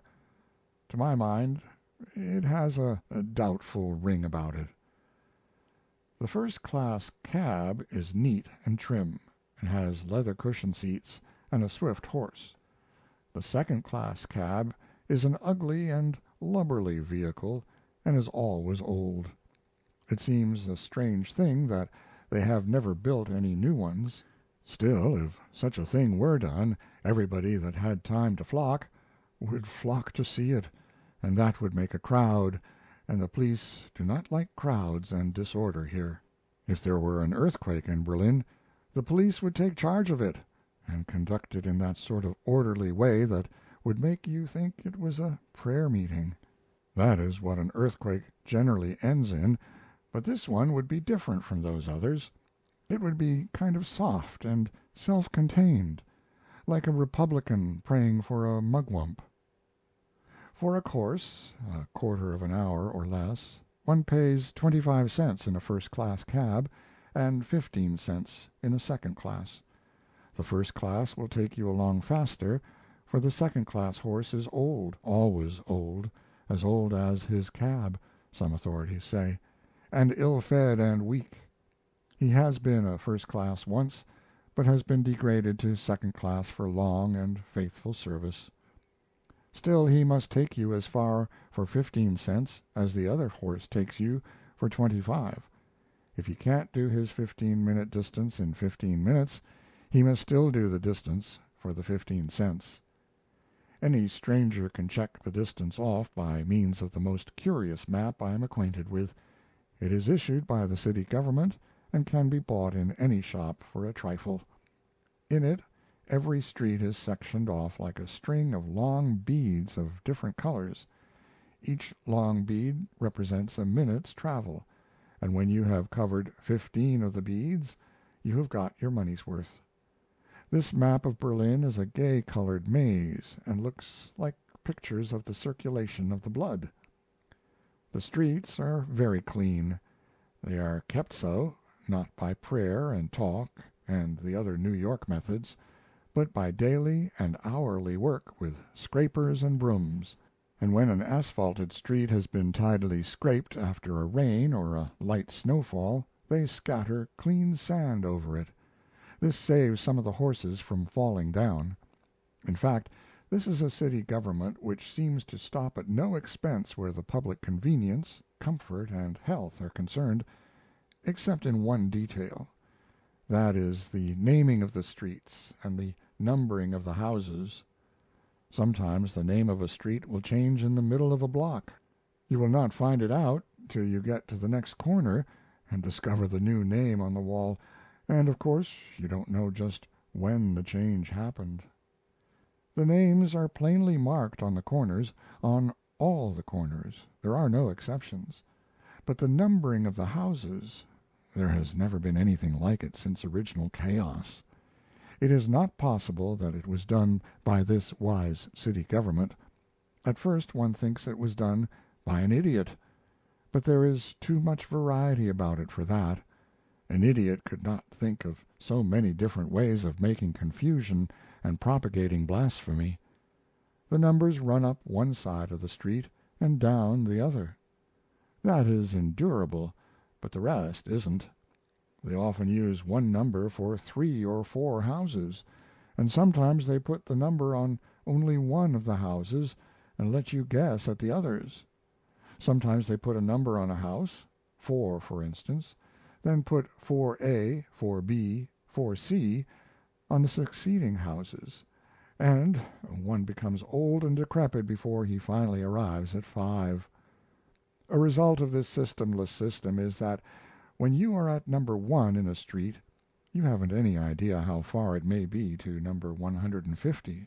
It may be only 6 or 8 blocks. It may be a couple of miles.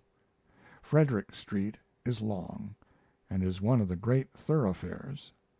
The other day a man put his money behind the assertion that there were more refreshment places in that street than numbers on the houses, and he won. There were 254 numbers and 257 refreshment places. Yet, as I have said, it is a long street. But the worst feature of all this complex business is that in Berlin the numbers do not travel in any one direction.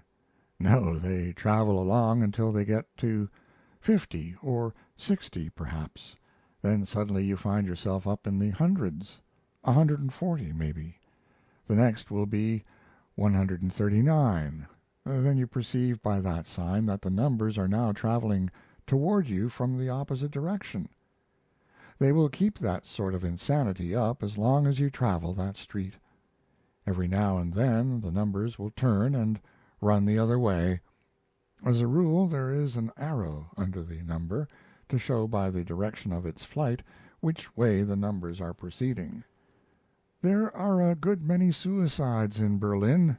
I have seen 6 reported in one day. There is always a deal of learned and laborious arguing and ciphering going on as to the cause of this state of things. If they will set to work and number their houses in a rational way, perhaps they will find out what was the matter. More than a month ago Berlin began to prepare to celebrate Professor Virchow's 70th birthday. When the birthday arrived, the middle of October, it seemed to me that all the world of science arrived with it. Deputation after deputation came, bringing the homage and reverence of far cities and centers of learning, and during the whole of a long day the hero of it sat and received such witness of his greatness as has seldom been vouchsafed to any man in any walk of life in any time, ancient or modern. These demonstrations were continued in one form or another, day after day, and were presently merged in similar demonstrations to his twin in science and achievement, Professor Helmholtz, whose 70th birthday is separated from Virchow's by only about 3 weeks. So nearly as this did these two extraordinary men come to being born together. Two such births have seldom signalized a single year in human history.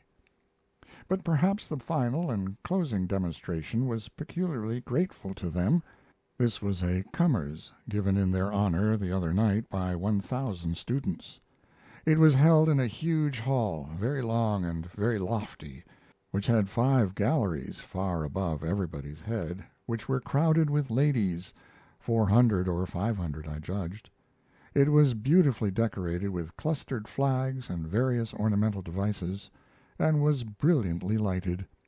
On the spacious floor of this place were ranged, in files, innumerable tables, seating 24 persons each, extending from one end of the great hall clear to the other, and with narrow aisles between the files. In the center, on one side, was a high and tastefully decorated platform, 20 or 30 feet long, with a long table on it, behind which sat the half-dozen chiefs of the choir of the Commerce, in the rich medieval costumes of as many different college corps. Behind these youths a band of musicians was concealed. On the floor directly in front of this platform were half a dozen tables which were distinguished from the outlying continent of tables by being covered instead of left naked. Of these, the central table was reserved for the 2 heroes of the occasion and 20 particularly eminent professors of the Berlin University, and the other covered tables were for the occupancy of 100 less distinguished professors. I was glad to be honored with a place at the table of the 2 heroes of the occasion, although I was not really learned enough to deserve it. Indeed, there was a pleasant strangeness in being in such company. To be thus associated with 23 men who forget more every day than I ever knew. Yet there was nothing embarrassing about it, because loaded men and empty ones look about alike. I knew that to that multitude there I was a professor. It required but little art to catch the ways and attitude of those men and imitate them, and I had no difficulty in looking as much like a professor as anybody there. We arrived early, so early that only Professors Virchow and Helmholtz and a dozen guests of the special tables were ahead of us, and 300 or 400 students. But people were arriving in floods now, and within 15 minutes all but the special tables were occupied, and the great house was crammed, the aisles included. It was said that there were 4,000 men present. It was a most animated scene, there is no doubt about that. It was a stupendous beehive. At each end of each table stood a corps student in the uniform of his corps. These quaint costumes are of brilliant colored silks and velvets, with sometimes a high plumed hat, sometimes a broad Scotch cap, with a great plume wound about it sometimes, oftenest, a little shallow silk cap on the tip of the crown, like an inverted saucer, and sometimes the pantaloons are snow white, sometimes of other colors. The boots in all cases come up well above the knee, and in all cases also white gauntlets are worn. The sword is a rapier, with a bowl-shaped guard for the hand, painted in several colors. Each corps has a uniform of its own, and all are of rich material, brilliant in color, and exceedingly picturesque. For they are survivals of the vanished costumes of the Middle Ages, and they reproduce for us the time when men were beautiful to look at. The student who stood guard at our end of the table was of grave countenance, and great frame and grace of form, and he was doubtless an accurate reproduction, clothes and all, of some ancestor of his of 2 or 3 centuries ago, a reproduction as far as the outside, the animal man goes, I mean. As I say, the place was now crowded. The nearest aisle was packed with students standing up, and they made a fence which shut off the rest of the house from view. As far down this fence as you could see, all these wholesome young faces were turned in one direction, all these intent and worshiping eyes were centered upon one spot, the place where Virchow and Helmholtz sat. The boys seemed lost to everything, unconscious of their own existence. They devoured these two intellectual giants with their eyes, they feasted upon them, and the worship that was in their hearts shone in their faces. It seemed to me that I would rather be flooded with a glory like that, instinct with sincerity, innocent of self-seeking, than win 100 battles and break 1,000,000 hearts. There was a big mug of beer in front of each of us, and more to come when wanted. There was also a quarto pamphlet containing the words of the songs to be sung. After the names of the officers of the feast were these words in large type: Während des Kommerzes herrscht allgemeiner Burgfriede. I was not able to translate this to my satisfaction, but a professor helped me out. This was his explanation: the students in uniform belong to different college corps. Not all students belong to corps. None join the corps except those who enjoy fighting.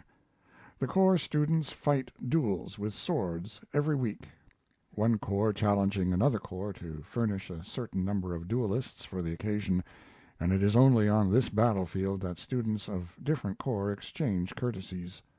In common life they do not drink with each other or speak. The above line now translates itself: there is truce during the commerce, war is laid aside, and fellowship takes its place. Now the performance began.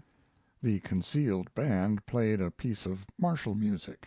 Then there was a pause. The students on the platform rose to their feet, the middle one gave a toast to the Emperor, then all the house rose, mugs in hand. At the call, 1, 2, 3, all glasses were drained and then brought down with a slam on the tables in unison. The result was as good an imitation of thunder as I have ever heard. From now on, during an hour, there was singing in mighty chorus.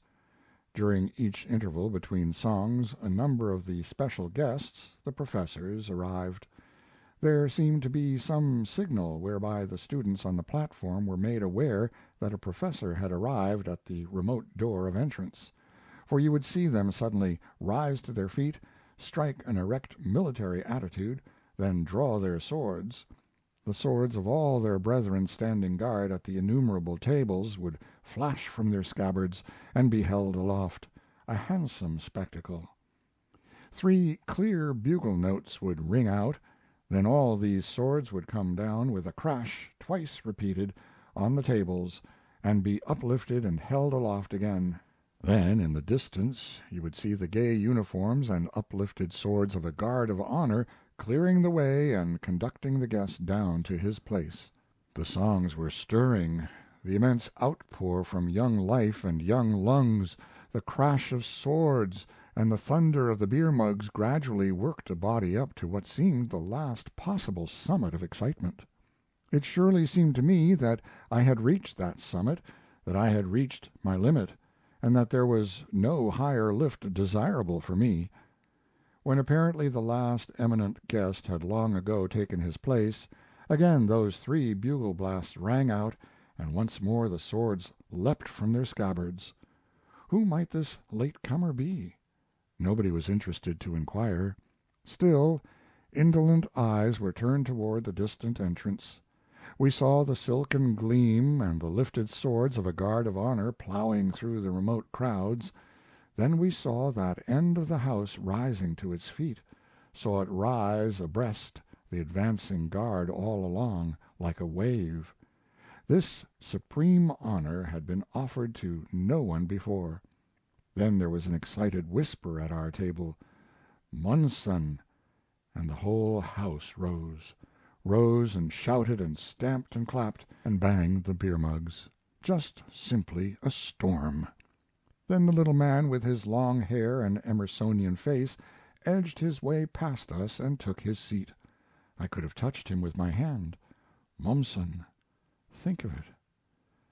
This was one of those immense surprises that can happen only a few times in one's life. I was not dreaming of him. He was to me only a giant myth, a world-shadowing specter, not a reality. The surprise of it all can be only comparable to a man suddenly coming upon Mont Blanc, with its awful form towering into the sky, when he didn't suspect he was in its neighborhood.